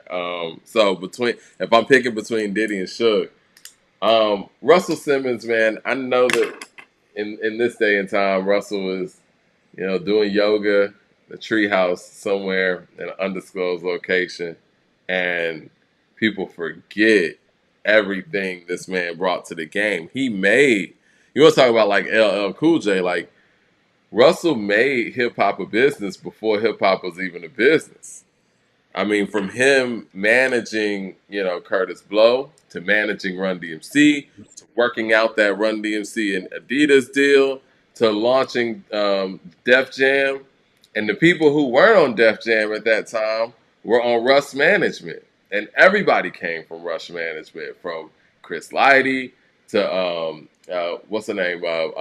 Mona Scott, I believe. Or Mona Scott came from Violator, which was a branch off from Rush Management and all of that. And then you have stuff like Def Comedy Jam. You got Def Poetry Jam. Like, this is Russell. Fat Farm. Russell taught us how to actually get in the clothing business as hip-hop people and people in hip-hop. And it's just a shame to see that, he set the stage for all of these things, and I wish that he were able to be around to actually enjoy some of these things. I don't know what he did in his personal life and all of that, and that's for the courts and for, the victims or alleged victims and all of that. But if we're just talking about, if you removed somebody from this game, how different things would be. Like, Russell made this thing a business. Everybody else was creatives and all of that stuff, but until Russell came in the game and actually took what was off the street or on the streets and in the club into something that could be commercially viable, hip-hop was damn near just a hobby. I mean, respectfully, I mean, You could say the Sugar Hill Records people, but I mean, they kind of crashed and burned too. Terrence Hill TV with the super chat says Suge's catalog is better than Puff's. Is it Suge's catalog? And I'm trying to be objective here because I got love for Suge. Is it Suge's catalog or Dre's catalog? I get what he means. I get what he means too. Like I get what he means, but I mean that's tough. You know, Suge is F row, but Bad Boy had R&B hits too that kept that stuff alive. You know, from the 112 to Faith Evans to even when he was doing things with Mary J. I don't think Mary J was officially signed to Bad Boy. I don't know if she was just she was always she was Uptown first, and Puff got her off the shelf in Uptown because they kind of had her deep on the bench. He worked with her and Jodeci, and she was with Geffen moving forward. Allegedly, that was kind of her whole riff with Faith Evans because she felt like Puff went out and signed fake Mary. You know what I mean? You get 112 from that. You get Carl Thomas. You get Shine. Even what he did, he did numbers with them with them groups out of Making a Band as well. So Mace, the Lots. And when things weren't working, he would pick up the mic himself and make a record.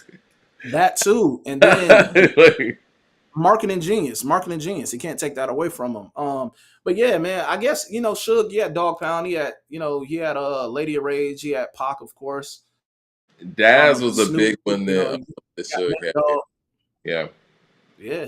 Well, all right, let's look at it like this. After Tupac died. After Tupac was killed and Dr. Dre left, Death Row put out The Dogfather.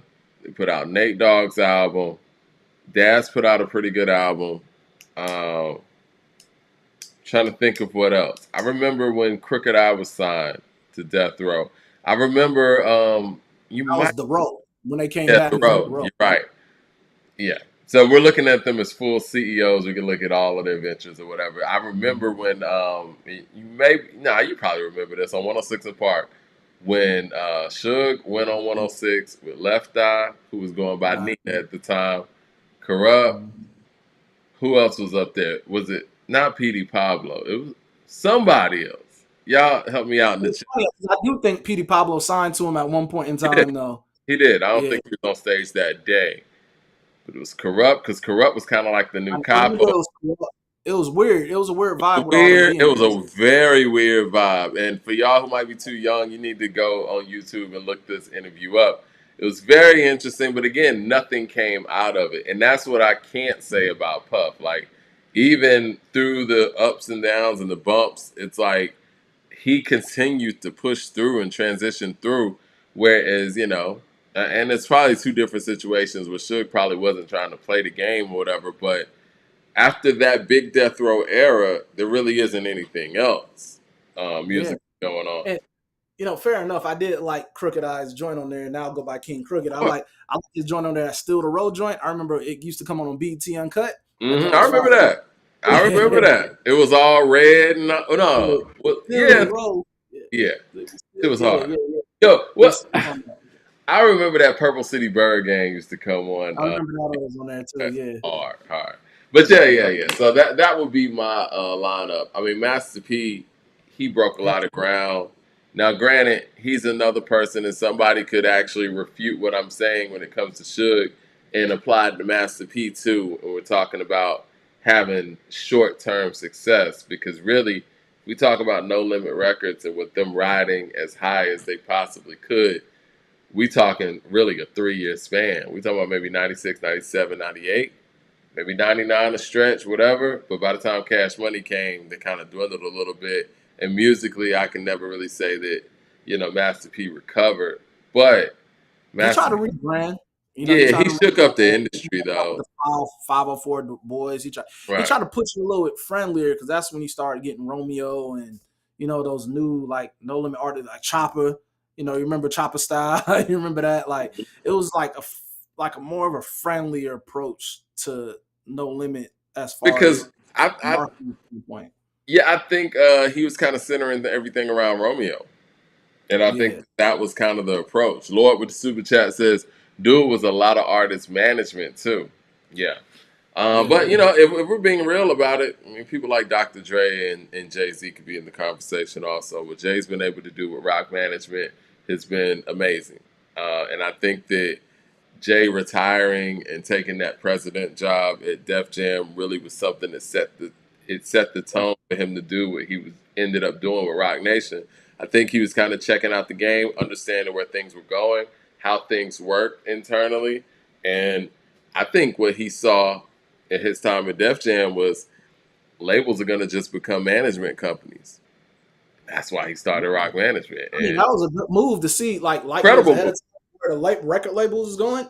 Like, it makes sense to me at the time. I always wondered what Rock Nation was going to be or what it was. And then when I see what it transpired to be, and people, there's many people who left Rock Nation, like Wale, you got MIA. Meek left. Meek. And then you also have what was it? He had a female artist. She was I know you're talking about. You're talking about Tierra Marie. No. She's Rockefeller. I'm talking about Rock Nation. Y'all help me out in the chat because we live. There was a female artist. I think her name started with an R. Rihanna. No, I'm just kidding. Rita Ora, that's it. Yeah. Rita Ora. She was like one of the first Rock Nation signees. It was like J. Cole, Rita Ora. I remember you had Wale on management. MIA was management. Rock Nation management. Yeah. So, Rihanna and Kanye. Man. Kanye was Rock Nation management. I think probably before he started his own imprint, I think he was Rock Nation still because he was a Rockefeller artist. So I think so for a little bit. I'm not sure how long that looked, but yeah. And he even ventured off to sports management too. Rock Nation sports management stuff. So it's pretty dope. I'm going to a black screen because I'm putting up another graphic right now. Let's see. Oh yeah, I want to get to this 420 list. Yes, sir. Do you see it on the screen right now? Yes, sir. All right, top 10 420 hip hop songs of all time. See, you know what? I put this list together, and I should have convened with the crew and all that before I did it. But I was like, I need to go ahead and get this out. This is what I had, man. Let me wait till everybody has it on this screen because I'm looking over here. All right, there it is. Top 10 420 hip hop songs of all time. I put 10 Afro Man because I got high. Then I did Purple Swag, ASAP Rocky at 9. Wiz Khalifa, Still Blazing at 8. Scarface, Mary Jane at 7. Mystical, Still Smoking at 6. Bone Thugs and Harmony. Buddha Lovers at 5. Crucial Conflict, Hey at 4. Styles P, Good Times, I Get High at 3. Redman and Method Man, How High at 2. And the Loonies, I got 5 on it at 1. It was 2 that I took off. I had Redman's How to Roll a Blunt on here. Mm-hmm. And I replaced it for Scarface's Mary Jane. And I had Cypress Hill. Yeah, Cypress Hill from the Bong or whatnot. And then I put Mystical, Still Smoking. What are your thoughts on this list? Or I'm about to say Mystical had 2. He had Still Smoking. He had I Smell Smoke. I Smell Smoke was crazy. Yeah. So what do you think about the list? I mean, what do you think is the number one 420 hip hop song ever? Well, I did a top 20, and it was not just only hip hop. So I did a top 20. Go for it with your top 20. I mean, I see the list here. Put it on the screen. Yeah, you can put it on the screen. Yeah, let me go ahead and do that. I'm gonna put it on the screen. It's gonna be interesting. I want to see what people's feedback because if somebody's going to this, I want to be able to explain that too. Yeah, let me go ahead and put this on the screen for you. I had fun doing this. This is one of my favorite parts. And now, while I'm putting this on the screen, is there something that you left out that you think that should have been on here, but you wish you had? There's a few. I mean, I could have made a top 20 list just off Currency and Wiz alone. I mean, I wanted to put a Currency record up there, but it's just so many, man. Like what Currency? Yeah, just off Currency alone, man. I could have did a list, but I objectively put like, my top 20 of overall, and basically things that I personally still listen to that still get replay, not just me like trying to go to the net and try to find what people know. I listed what my personal top 20 are that I listen to. When I'm in that bag. I got it on the way right now. Give me 1 second, guys. I'm uploading it right now. That's how I did my list, man. And your list is solid. I like your list. How High is one of my personal favorite songs, period. And I think that 5 on it is a top, I think 5 on it's a top 50 hip hop song all time. So that's why those are. Actually, you know what? Let me see. I think I got your list on here now. It's dope. I was DJing a 420 set on Sunday, and somebody in the chat was like, they were supposed to be interviewing the Loonies. That day, and they were talking about they was nervous. I was shooting them a little bit of advice how to go about that. But yeah, man, Looney's Yuck Mouth is doper than what he get credit for. But yeah, definitely 5 on it. All right, here's my. Chris Hogan says, "No Busy Bone Friday." That's a good one. But yeah, that's a good one too. Bone Thugs had another one too. Oh man, Bud Smokers Only. Yeah, but I think they had one. Where's the Bud? Was that them too? That was 3-6. I had that on here, and that is 3-6. But no, Bone Thugs had like 2 or 3. They had one that was on a Friday soundtrack. I think that's the one he's talking about. Friday. Yep. Okay. Yep. All right. Yeah. I thought they had more than one, but yeah. The song with not busy. Song with Crazy and the Brat went hard too. You wanna fly? Yeah. All right. Here's your 20. Yeah, man. Mary Jane, man. That was on Friday. It's just something about that track. I love hearing weed songs that has like the metaphor of it, where it's not just blatantly like, oh, we smoking tree, we smoking on this back, blah, blah, blah. Like the metaphors of this. Right. That's why I like Mary Jane. Same reason why I put D'Angelo Brown Sugar on there. And I listen to D'Angelo Brown Sugar probably every week, bro. Probably every weekend I'm playing that record in the house. And I know a lot of people's like, what? That's on your top. But there was a lot of conversation about what that record was like. It's a metaphoric record. Some people will be like, oh, it's about a woman. Some people will be like, oh, I thought it was about heroin. No, look at the lyrics. It's a dead giveaway. It's a dead giveaway when you say you got a big sister by the name of Chocolate Tie. D'Angelo Brown Sugar, man. One of the biggest metaphorical weed songs ever. To be honest with you, they was playing this record on radio like it was nothing because they, you really didn't know. And he never came out and confirmed it. What it was, what metaphorically it was about, but man, it's in the lyrics, man. If you really want to look at the lyrics, it's a dead giveaway. And there's a lot of R&B songs that kind of have those feelings to it as well, but this one is one that is really metaphorically a weed song. Right.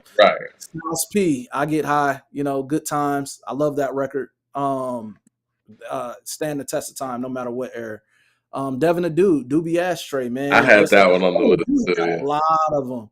Devin the Dude got a lot of them, but this is one that I could still listen to, and on a, that's my record. I got it's funny. I didn't even notice I put them at number 5, and the song happened to be 5 on 5 on it. Yeah, 5 on it. I have to put Method Man and Redman, How High. Wiz got a lot of them. Even off this new Kush and Orange Juice shit, he got a lot of them. But I had to go off the original Kush and Orange Juice, and I had to put Mesmerize on there. Classic, Outkast, Crumbling Herb. I still love the hook on that record. Currency, Elevator Music. That was one of the beginning Currency records. I remember the music video. If you see what that started off like and what the trajectory of what happened with Currency and his music, man, this is just the beginning. Elevator Music. Then I have to give it to Snoop, Wiz, and Bruno Mars. That Good off the Mac and Devin soundtrack. Classic. Great record. I love that record. This one is a slept on record because I don't think a lot of people remember this. But I promise you, if I can get you guys to go back and listen to this, y'all be like, oh. Jeezy, Snoop, and Devin the Dude, they had a record on TM 103, Higher Learning. And that joint, that was that shit, man. The hook, that record, that was dope. You want to get the super chat? No. Well, I can go ahead and do that. I was just, changing it up. Okay. Lord with the super chat says, Indo Smoke, I want to get high. Cypress Hill, Get Lifted, Keith Murray. Oh yeah, okay, yeah. All right. Yeah, Higher Learning by Jeezy, TM103. Mac Miller, man, Wiz Khalifa. This is one of those other ones. Mac got a few of them. He got actually more than a few, but Keep Floating. You listen to that. If you was really on that blog era music around this time, it's nostalgic when you go back and listen to this. But yeah, Wale had one with Wiz and 2 Chainz off the Gifted album, Rotation. It's my shit. You know, that 5 blunts in rotation, 5 blunts. Yeah, that was my shit. Mystical Still Smoking. You know, I see you had that on your list.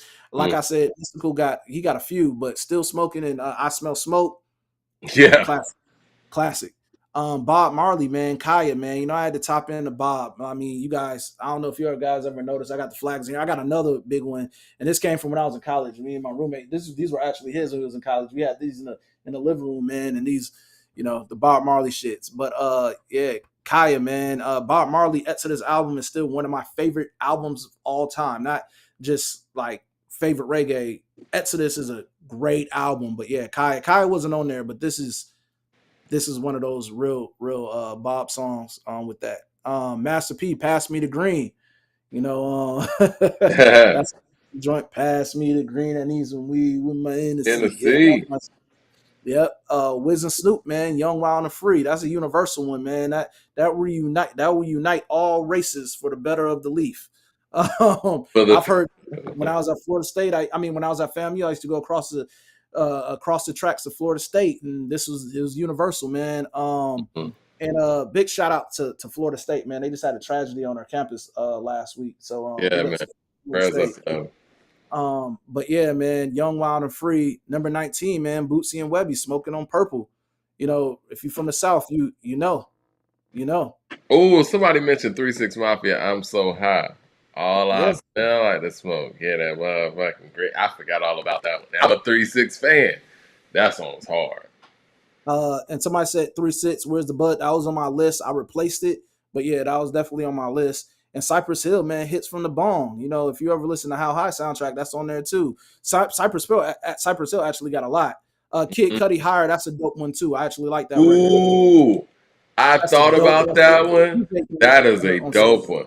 That kind of puts you in the mind of Bone Thugs and Harmony, man. That one was hard. Yeah. And you know what? Speaking of that music, and like you said, man, Kush and Orange Juice 2 came out Friday. It's fire. I can't stop listening to it. It's got, you know what? It came out right in time.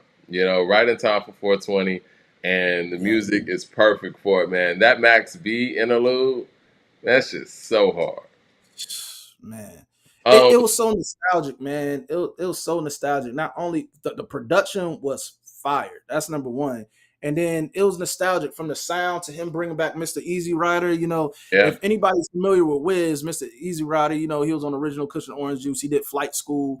You know, man, it was nostalgic, man. Just listening to that. It really was refreshing for the slump that we're in musically with hip hop, man, to hear something that was nostalgic but refreshing in the same lane of it being in the only lane that stays in, man. It was great for the weekend, man. I was really thinking, man, this is one of my favorite hip hop albums to come out this year.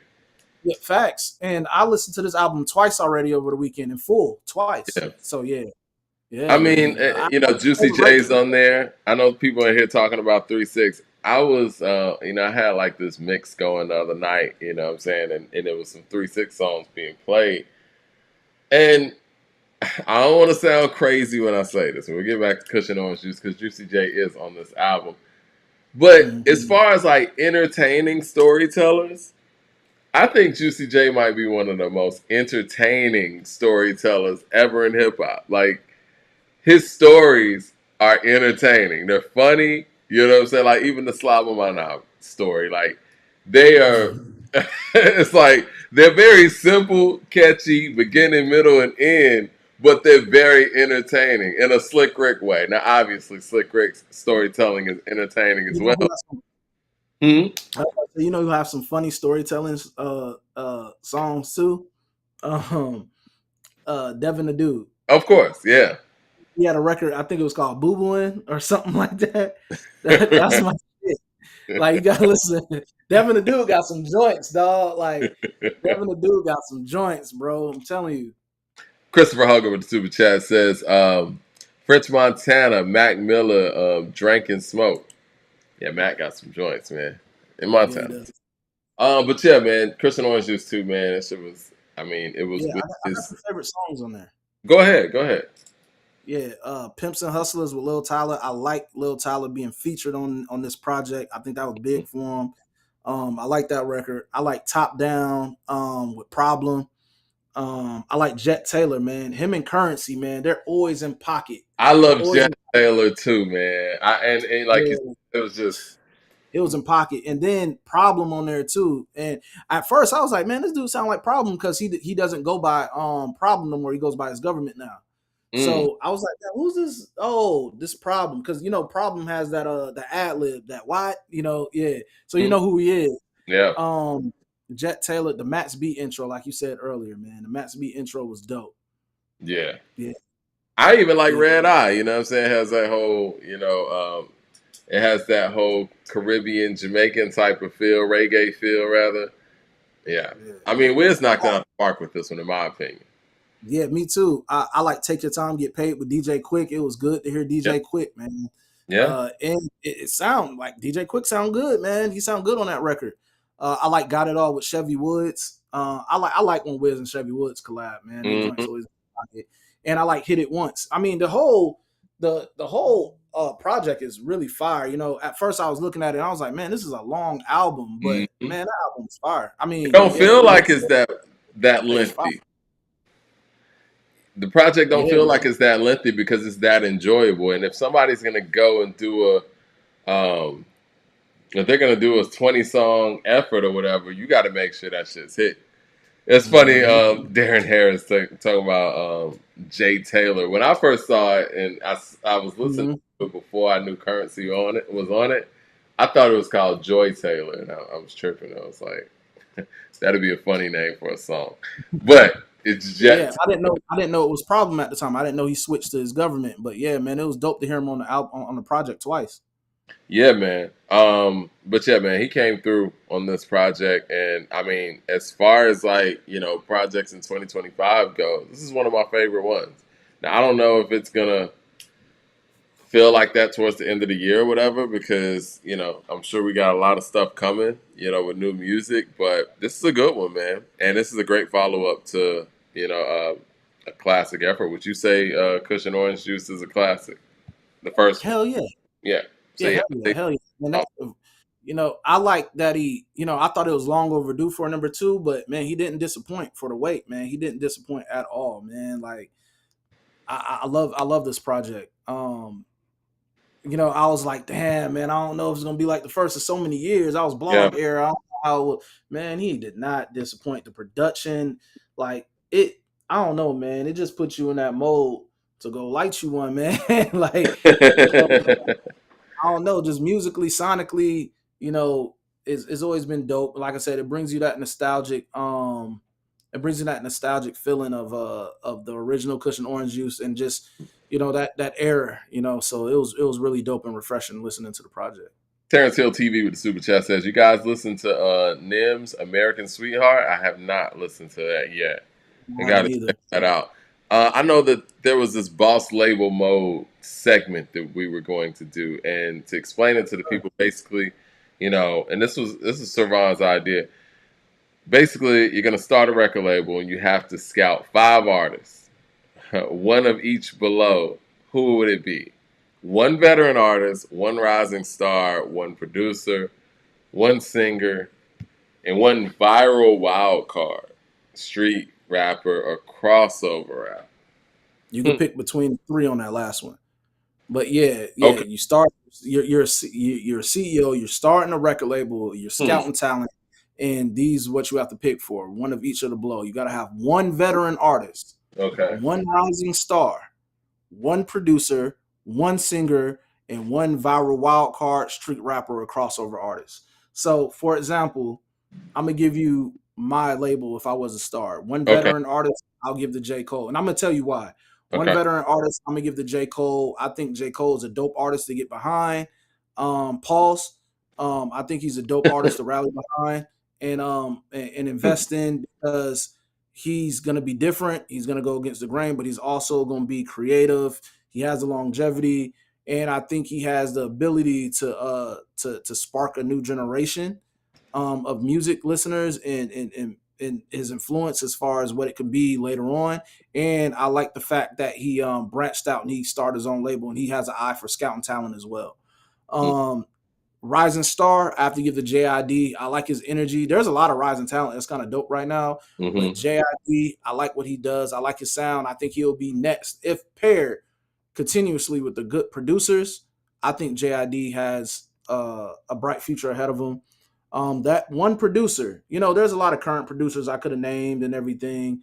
But I would say Timbaland. And the reason why I say Timbaland is when Timbaland is inspired, and he gets inspired a lot by new artists. I know the way he was energized about Tink, I know something fell through with that, but his energy when Tink was dropping and he was behind and how he's rallied when Timbaland is inspired and he's working with new artists, I think he's perfect with working with new artists and establishing a new sound and whatnot. So I have to give it to him, even though I can go with a lot of current ones. I can go with Metro or I can go with stuff like that, but I like to stick with a veteran producer who could do R&B and hip hop. So for my producer, I'll go with Timbaland.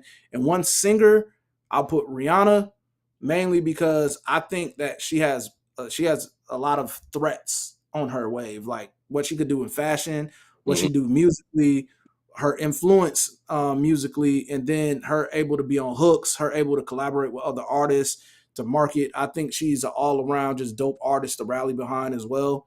You got to have her in a 360 deal because she's not going to put out any music.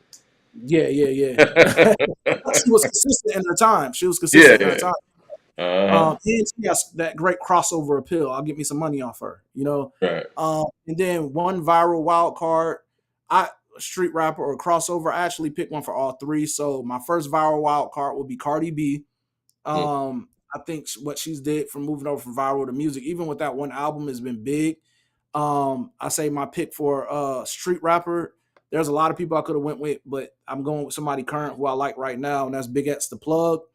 And my pick for crossover artist, I will give to Doja Cat because she has that crossover appeal as well, and I think she's really talented rapping when she does really want to rap. I like her record on the it was this movie that Jay-Z and them produced that made to the movie theaters, or they were executive producing it. It came out. It was like, I forgot what it was. It came out a few years ago, but she had a record on that soundtrack with Kodak, and she was spitting. So yeah, I'm stuck on the rising star thing. Let's see. Does the rising star, that has to be a hip hop artist? No, it doesn't. It doesn't. Okay. Veteran, just based on what I've seen in recent years and just overall, and just somebody who's, been moving and shaking the culture, I'm going to go Nas. I could have said Kendrick, but I got to say Nas. Veteran Nas, okay. Veteran Nas. Rising star. This one's important.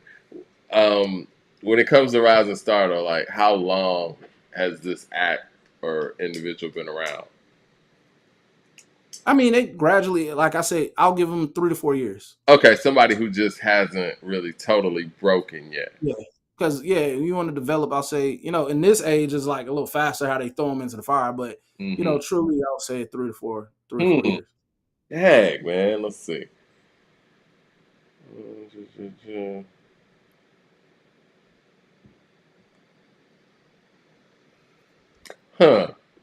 You know what? I'm gonna go out on a limb here, and I know he's been around for a minute, but I don't know. Hold on.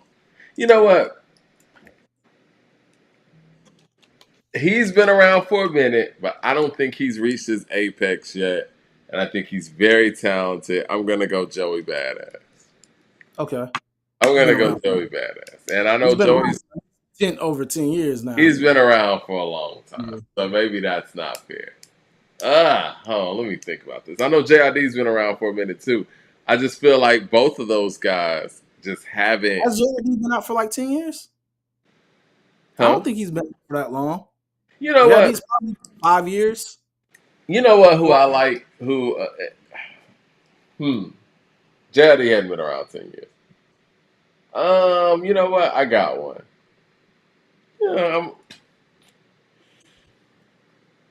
Yeah, I was good. Let me take Shay Noir.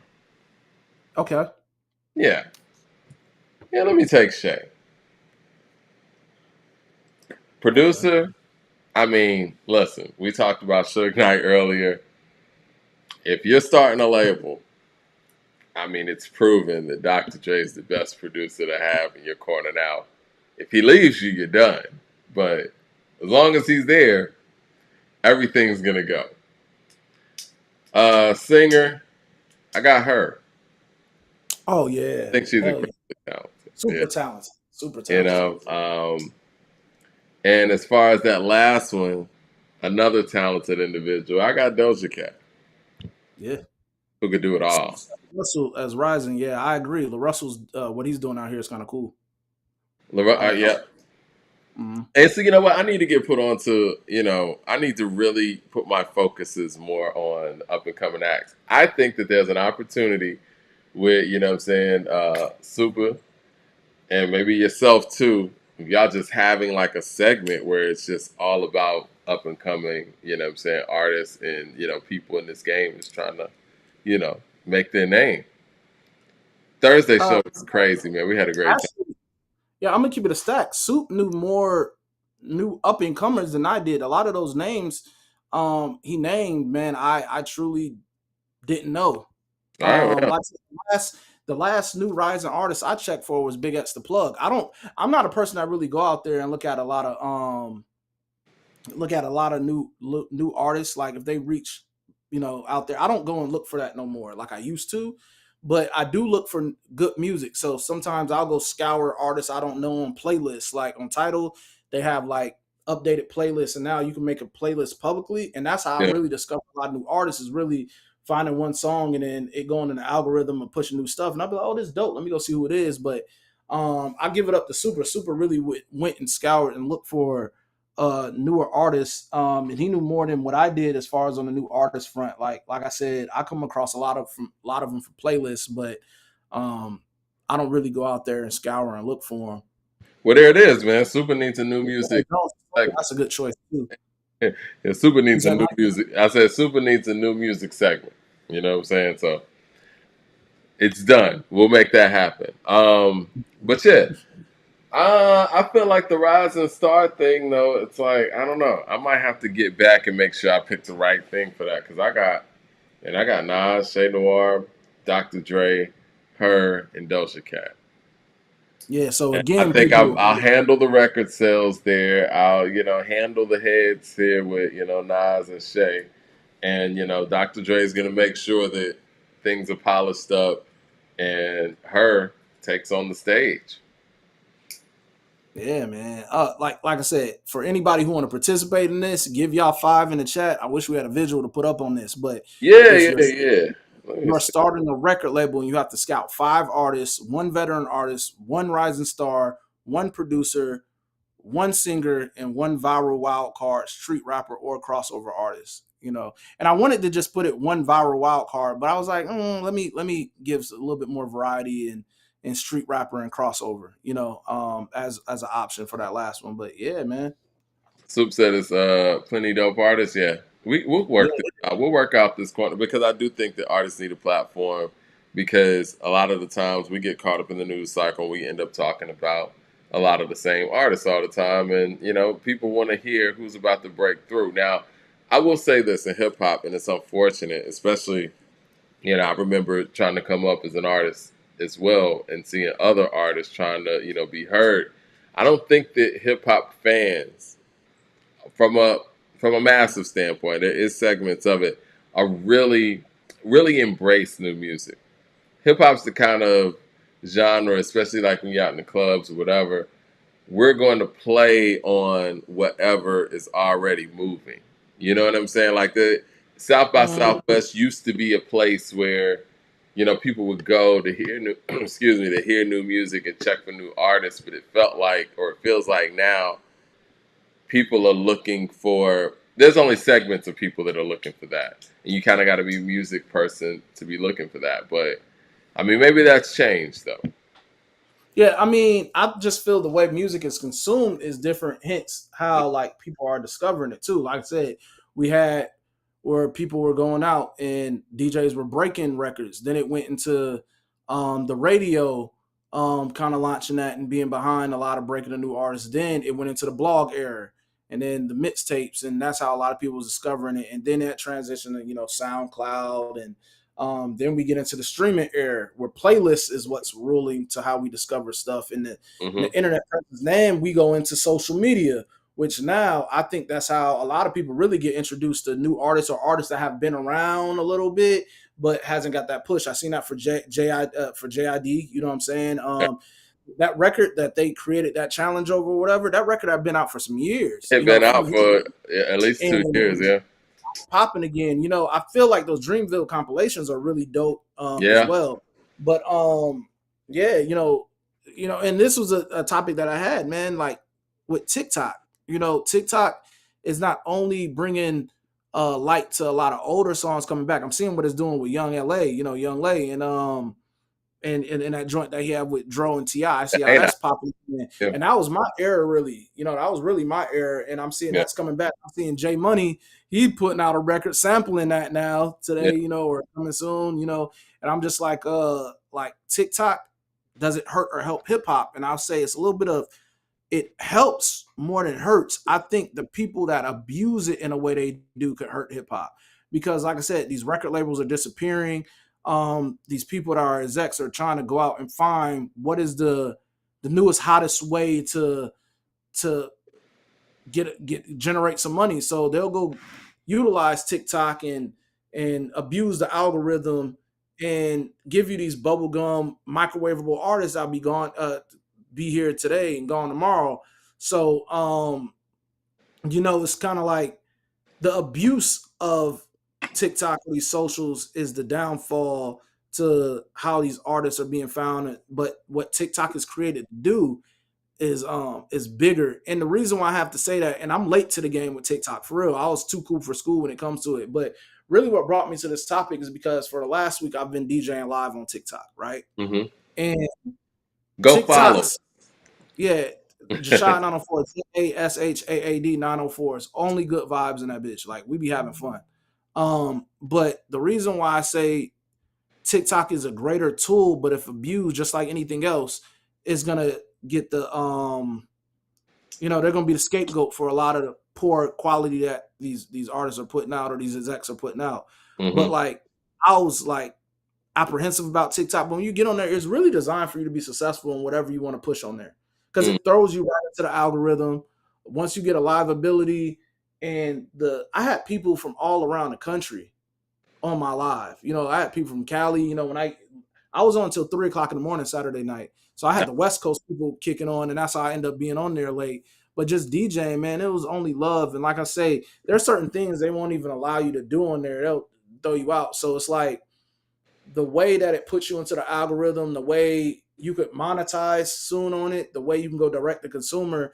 Yeah, you have the challenges, and I think that's what threw me off about the app, is like, I'm only seeing these challenges and all this shit that's going on. I just think that's what sums up TikTok. Well, the reason why you see so much of it, because when there's something that's working, a lot of people try to jump on those trends and those waves and these challenges so they can get thrown and go viral too. So that's why you see such a repetition on it. But when you really go down the deep dive of TikTok, I see people that's on there that's using it, that are jewelers, that are using to sell jewelry, people that are selling stuff from other countries, people that are selling clothes or their brand, or, man, there's so many ways. And they're literally using TikTok as a tool to sell. It's seeing the jewelers or seeing certain people on there selling different products or their clothes or whatever, is no different from you watching the QVC thing. It's just, right, they're going directly to the new television, yeah.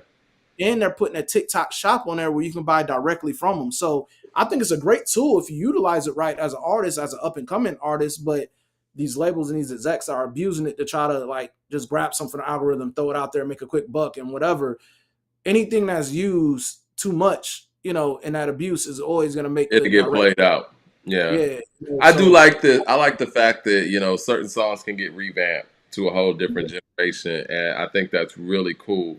But one of the drawbacks that I see and have seen when it comes to new music and TikTok is the fact that our brains get get so programmed and accustomed to hearing 30 to 60 seconds of that song. And when you as a DJ play that song in full, and after it gets past that point that you're used to it cutting off, you normally don't like the song as much as you did for the 30, 60 seconds you initially heard it, especially if whoever's putting that challenge out there or whatever song's going viral, they're going to pick the best part of the song for that 30 to 60 seconds. You know what I'm saying? And so it does kind of hurt, you know what I'm saying, a song that, what was it? What was her name? The Banks girl. Erica Banks. The viral joint that she had. Like, I remember hearing the whole song. It's like, well, I'm so used to hearing this section of it. The full song isn't as dope as, just that. But you gotta be able to capitalize on that, though. Of course. It's like the social media comedians that was like really getting it off Vine. Right. And the skits, they had 30 seconds where they had to be funny and captivate and catch you. And then once they catch you, it was on them to capitalize and kind of parlay it. So I'll give that advice to any artist that want to use it too. So appreciate that, Chris Hogan. But yeah, you have to be able to just know how to maneuver with it. So it could break a lot of new artists. I've seen somebody on there. They do a thing. It's a DJ, and he does a section, I think, every Sunday where he introduces new artists. He plays. They submit music, and they do it on there. I mean, there's so many avenues for it. It's wide open, man. The only difference between why people say hip hop is dying and all this stuff about it now is like, more than anything, you really have to. The music is out there, but more than anything, you really have to go search for that shit now. Yeah. How do you as a DJ though? And whether you're DJing live or whether you're DJing online, how do you like sneak new music in there, or I guess debut new music or break music that people might not be familiar with and not, break the vibe? I just throw it in there like it's a regular record.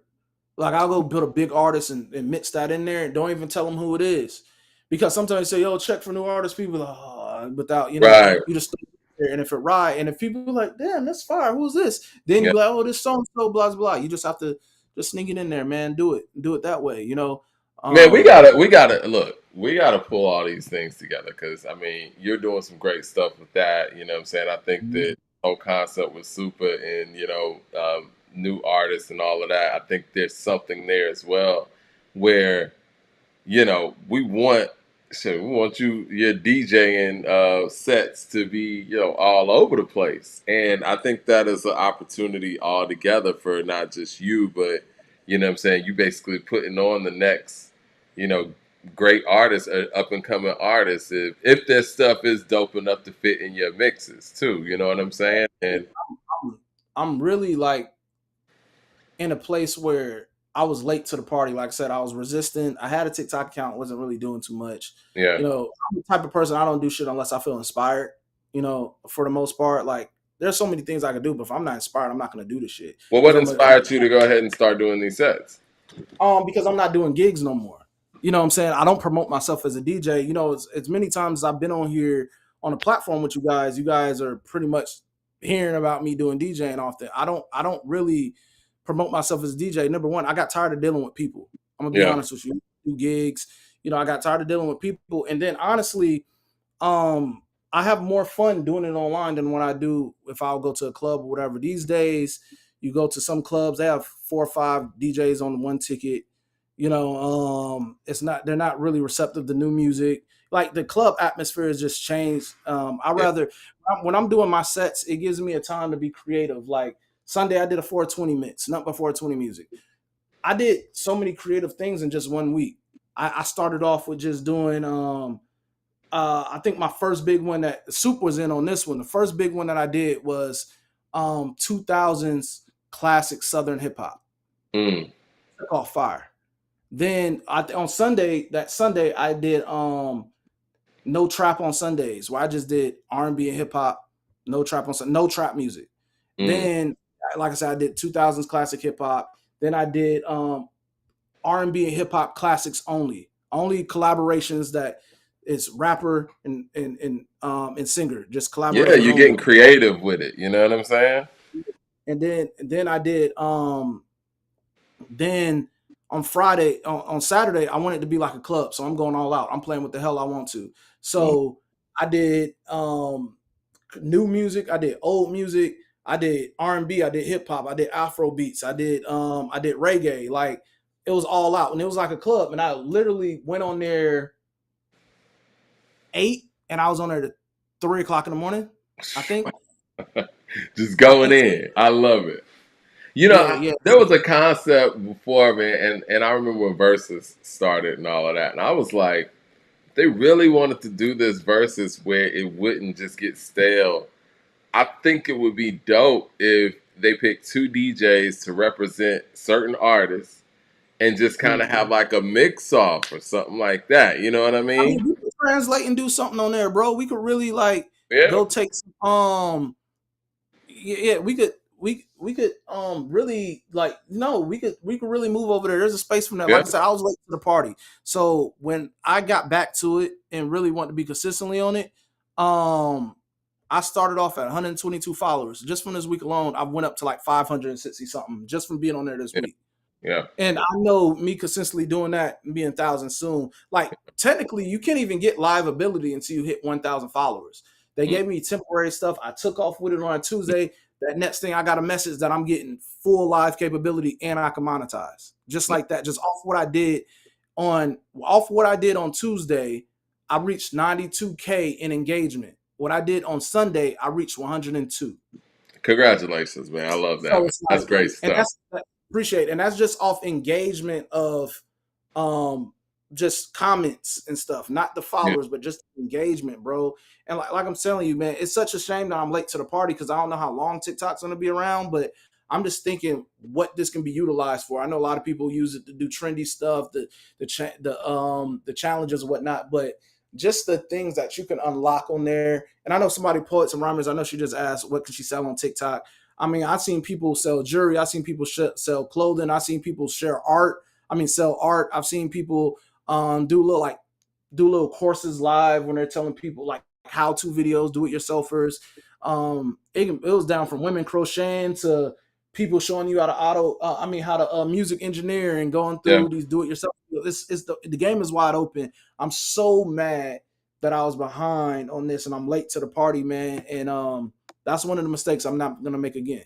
Well, there it is, man. I mean, I love that, man. So, man, you really if you need a record broken, you know where to go, man. That's gonna continue to grow too. So, between your DJing and you know what I'm saying, Leroy Green spitting the way he's spitting out here, and Super, you know what I'm saying, the new acts, man. I think we're gonna pull all this together, man. Stay tuned, everybody. Stay tuned. Yeah, definitely check that. I mean, check Leroy's freestyle, man, because Leroy catch a lot of like flack in the comments, man. But Leroy is a talented guy, man. And, right. You know, he's a talented guy, and he really loves his hip hop shit. He's passionate, man. We argue probably like in the chats. I mean, in our own personal stuff, like every day, bro. I promise you, a lot of stuff don't make it here. They have no idea. That really loves this shit, man. He really loves this shit, and I really think he has an eye. I mean, he has an ear for music.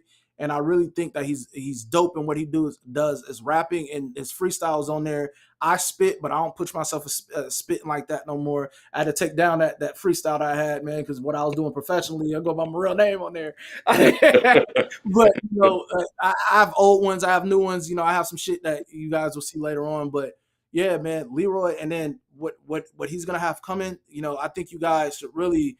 You know, give Leroy some grace, man, in these comments, man. Oh no, I think he's won people over with his bars. Yeah, man, because Leroy's a talented dude, bro. And I'm telling you, perspective, sometimes he can go over the point sometimes, but I'm telling you, man, where he's mine is not really like the extra sometimes what he's saying. Really, you got to listen and take what he's saying, because he's saying a lot of shit. He drops a lot of jewels and a lot of things he's saying. If you pay attention to the GOAT talks, or if you listen to certain conversations that he has outside of the regular shows that we have, the things that you do in GOAT Talk, whatever, man. Like Leroy really has a dope mind perspective on hip hop in the game, man, that you guys should check for. Yeah, man, I love everybody's perspective, and that's what this whole channel is for, just to really pull together people who are participants and a part of the culture. And, you're a DJ, he's an MC, you know what I'm saying? And you got people who are just listeners, and people who have been on the radio side of things, people who've been on the production side of things, and being able to actually speak to hip hop live as it is, you know what I'm saying? And while it's happening, and just documenting this history while it's happening. Yeah, I mean, we got a unit behind us, man. Because even like, I don't know, I'm the newest guy, you know what I'm saying? But I don't even know if they know your background for real, Mike. Like, I think people kind of know if you've been watching or whatever. But yeah, I mean, I could do a whole show on that, I guess. That's what I'm saying. What Ron does, you know what I'm saying? Like, we really have a solid unit on here, and I know the chats, we get passionate, we go about it, but all of us really love this hip hop shit and have talents outside of just talking about this shit. Yeah, we really have people that do stuff. Whether it's interviewing, I interview. That's kind of. You're a great interviewer too, by the way. I got to give you that. I mean, yeah, I know your interviewing skills are incredible, and y'all got to check out his most recent interview. It's up here on this channel, man, and we got plenty more to come. I mean, I've always been impressed with your interviewing skills. Appreciate it. Yeah, because prior to this, I was doing stuff solo. I had the Living Room podcast. That was my solo imprint. Came up 2020 during COVID year, so the game was wide open, and I was out there. I have nobody push me. I had nothing. I was just out here going to get interviews and grinding on my own.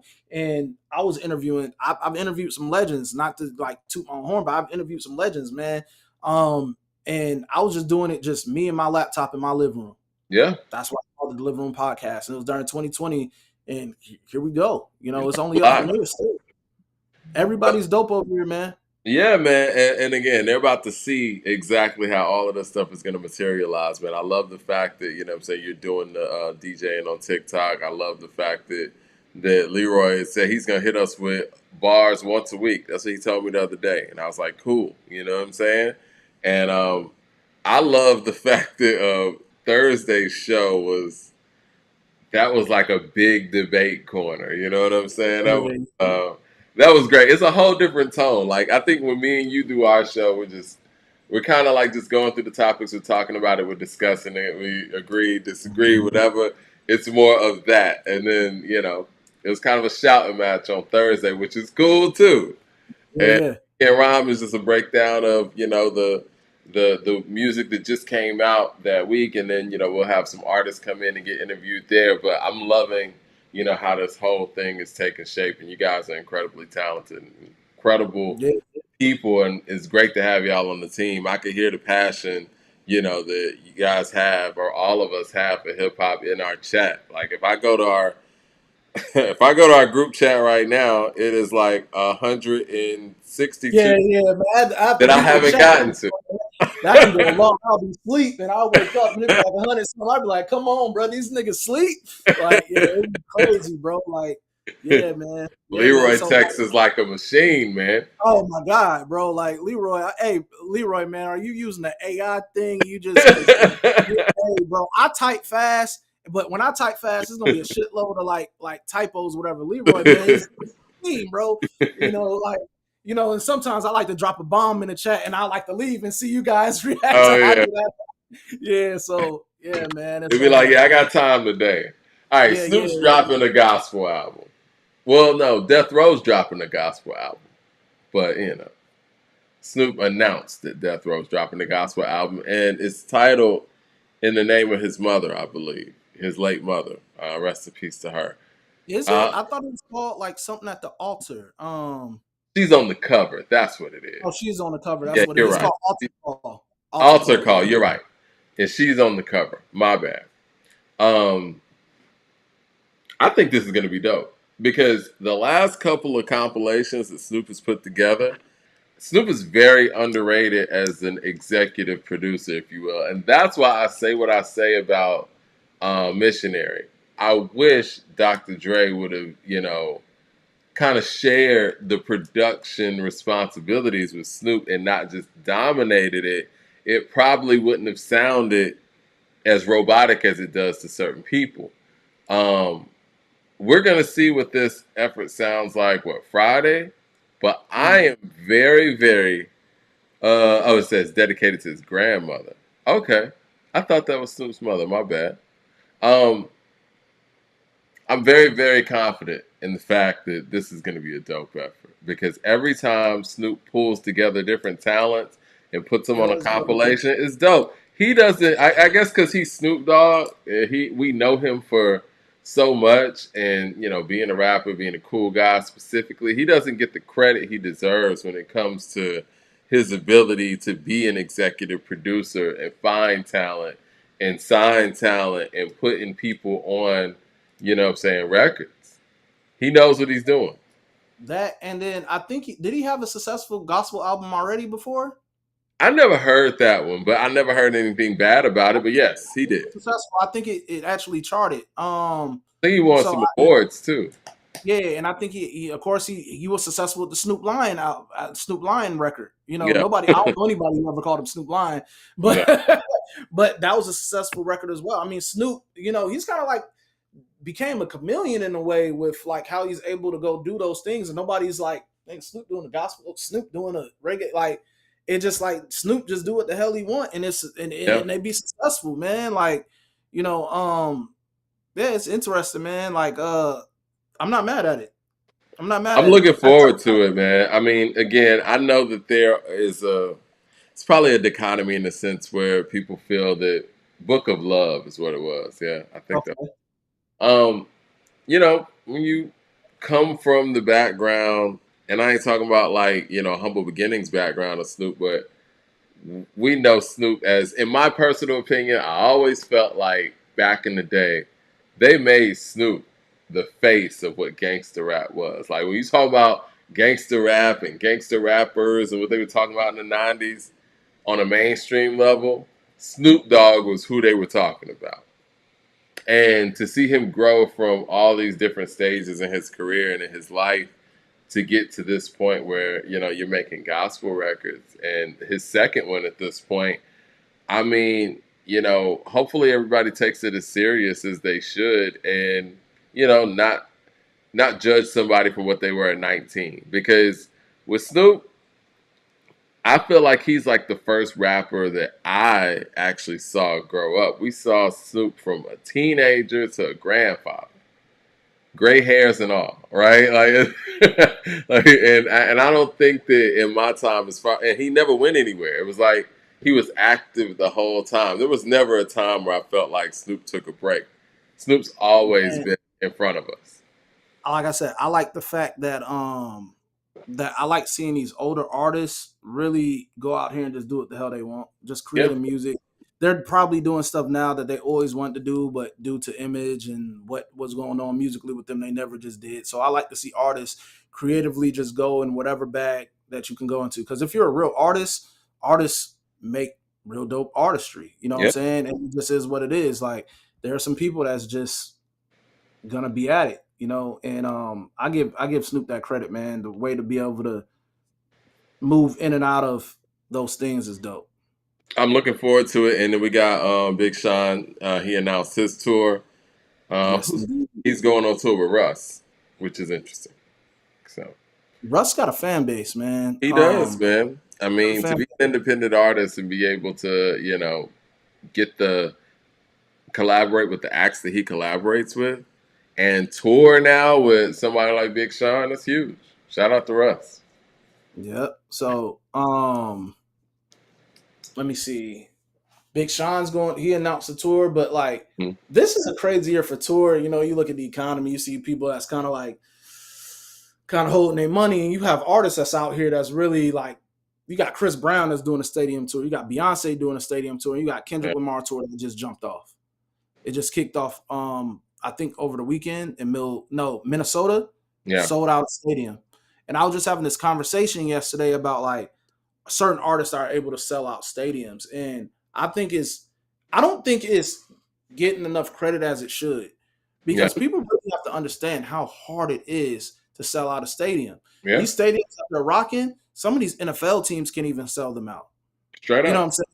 Like, I just seen WrestleMania happen at Allegiant Stadium, the Raiders Stadium, and their attendance was damn near some thousands under the Super Bowl, and that was a wrestling event. Wow. So you have, and that was a 2-day wrestling event in Vegas.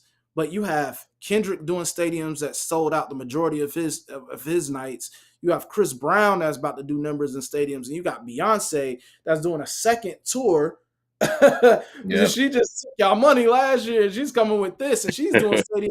Just like, bro, I don't think this get enough credit in Black music, hip hop, and R&B for how these artists can go out here and really sell out stadiums. Yeah, you know, it's one thing to go sell out whatever cities or state venue or whatever, but a stadium, bro, all these people that's willing to come be with you, rain, sleet, or snow, whatever is going on weather out here, to go be in these stadiums, because not all of them are covered, and they're here to see these few artists or this one artist. I don't think they get enough credit, bro. Yeah. When I seen clips that I seen from the Kendrick concert in Minnesota, I believe it was Minnesota, it looked crazy. There was some cool clips that came from that. I seen that he's performing the Drake disses. I seen as he should. I seen a clip that he was performing Euphoria. I seen that he did a record, Mad City, over Anita Baker record, like a mashup. Anita Baker actually showed him love, and you know, Anita Baker don't really show a lot of people love, but she praised Kendrick for. So that Anita Baker has me blocked on Twitter for whatever reason. I don't know what I did. What Anita Baker do? Yeah, unless that's changed. Let me see. You said something crazy about her? I never said anything crazy about her. I don't know. I've always shown her love. Oh man, who do you guys have blocked on Twitter, like, or blocked on socials? There's a few people that don't block me, man. Oh, okay, not blocked anymore. Good. She unblocks you, Mike. Oh no, all right, there's still blocked. Never mind. Why did you sure you never said nothing at her or whatever? I don't think so. Like, you see that? A little bit, not really. Yeah. Damn, why Anita Baker has blocked. Anita Baker got you. All I right, didn't do anything. But rightfully so. I see why Plies had me blocked. Plies had me blocked, and I love Plies' early music, but he blocked me because like I was heavy in Twitter in the beginning, and he released a record. He released a record back then, and it was with the Dream, I believe. And I was like, this is a bad record. I was like, how do you have a record with Dream at this time and it don't pop for you? And this was when Dream was dope and whatever. I was just like, it's a bad record. And he blocked me, and he blocked you over saying the record was bad. See, I don't like that, man. Like, yeah, he blocked me for saying, you know, I didn't like the record. I didn't really shit on it. I just didn't like the record, and I voiced it, and you know, he blocked me. So yeah, I mean, I can see if it was a record about his mom's or something. You know what I mean? But he blocked me, man. You know, certain artists don't go for the negative, man. They be like, hey, negative block. You know, be in the comments block. They don't be playing. Man. Eric about to say, I'm an artist and I'm sensitive about my shit. Just about my shit. You know, I get it. You know what I'm saying? I probably would have blocked me too. So if you don't like something, you don't like something. It's cool. You know what I'm saying? You might like something else. You know, not everybody's gonna like every single Plies song. Man, you guys tweet Anita Baker and tell her to unblock my I've been asking for years. That's a random block, bro. That's wild, bro. I went to the concert and everything, man. Like, I showed the concert love and everything, and still blocked. I thought we moved past this, Miss Baker, but yeah, that's blocked. I mean, like, even going back to the Twitter caught up in the raps, man. Going back to Twitter days, you know, she doesn't have me blocked, but me and her got into a back and forth. Amanda Seals, she used to go by Amanda Diva. Of course. Yeah. You know, me and her got into it. You know, I was pushing music heavy at that time, and she tried to shit on us because of the name and never listened to the music. And then she went and listened to the music and then tried to show love afterwards. By then, Duval, you know how Jacksonville they was on her ass. And she tried to backtrack, and I was just like, I was going at her with her, but yeah, she didn't hate her. She's just unified hater like Amanda Seals. But yeah, man, Yeah, TikTok. What a time! What a time! There was a time when TikTok was, that was one of the number one places for me prior to music too. I'm not even gonna lie. Like, you want to go get a drop before it goes, you go to Twitter, put up link to song, so somebody got that bitch. Like, you know, that's Twitter's the wild, wild west, man. I wanted to hear y'all shit. You know what I'm saying? Twitter is the wild, wild west, man. Anything goes over there. Yeah. All right, man. I think we covered everything, man. What we're gonna do though, we're gonna put this thing together with, you know what I'm saying, your DJing, and I ain't gonna say too much. We're gonna talk offline. We're gonna get this right because everybody is so talented, and you know what I'm saying. And I think we are in position to change the game again and change the game even further. And I mean, I love the fact that everyone has this passion and talent in what we're doing here in journalism, and it sets us apart. You know, we're not just sitting here arguing with each other. You know what I'm saying? Like, there's things here to build, and with the people out here watching, we're doing it live and in real time. Yeah, and I don't think enough people understand how hard it is to do stuff live, man. It's hard to cut something live, man, and be on point, be in sync, man. Like I said, bro, like, until you do it, you know, it's different for somebody to get on live and they just be talking shit or just being negative or whatever. But coming on here and sticking to our guns and also doing it while you guys are in commenting and everything, and it's a thing that, you know, a lot of people in the media space do it, but it's not an easy thing. Don't be fooled by a lot of these lives too, because, you know, some of them are not really live. Okay. But yeah, we're live here, man, and then, we're real live. You know what I'm saying? We can actually read your comments as you're sending them. So I mean, pre-recorded stuff is, you know, it's a lot easier to do. It's, you know, it's fun to do too, because you kind of. I pre-recorded my stuff. I used to pre-record everything. Mm-hmm. But the live, man, it's just something about the live, man. Like, I mean, you're forgetting stuff in the moment and all of that, but still, it's like it's really interactive with the people, and you're interacting with the people. I don't remember saying anything bad about Anita Baker for the people that are asking. I've always held. We don't get to the bottom of this Anita Baker stuff, man. I've been wondering for years what I've done. You know what I'm saying? My mom's a big fan. You know what I'm saying? My fiance is a huge fan, so it's like, I mean, I don't know. I mean, I'm a huge fan, and I don't know. Maybe I'm trying to think of what I could have said bad. When I was a kid, I wasn't a huge fan because my mom played her music when we were kids. Yeah, I mean, I thought her music. When I was a kid, I thought her music was boring because my mom used to play it all the time. Mm-hmm. But I'm sure that's not why she blocked me. Hey, man. Who's controlling her page? I don't believe that's really Miss Anita Baker. All right. Yeah. Wow. Hit like and subscribe, everybody, and stay tuned. We got a whole lot coming, and I appreciate Devon always. This is Tell about it. Tell a friend to tell a friend about us, man. Don't be afraid to share. Don't gatekeep, man. Share us to everybody. Of course. Tell everybody. Even Anita Baker. Even Anita Baker. We need Anita Baker in one of these lives for sure. Yeah, all right, man. Like, salute. Yes, sir.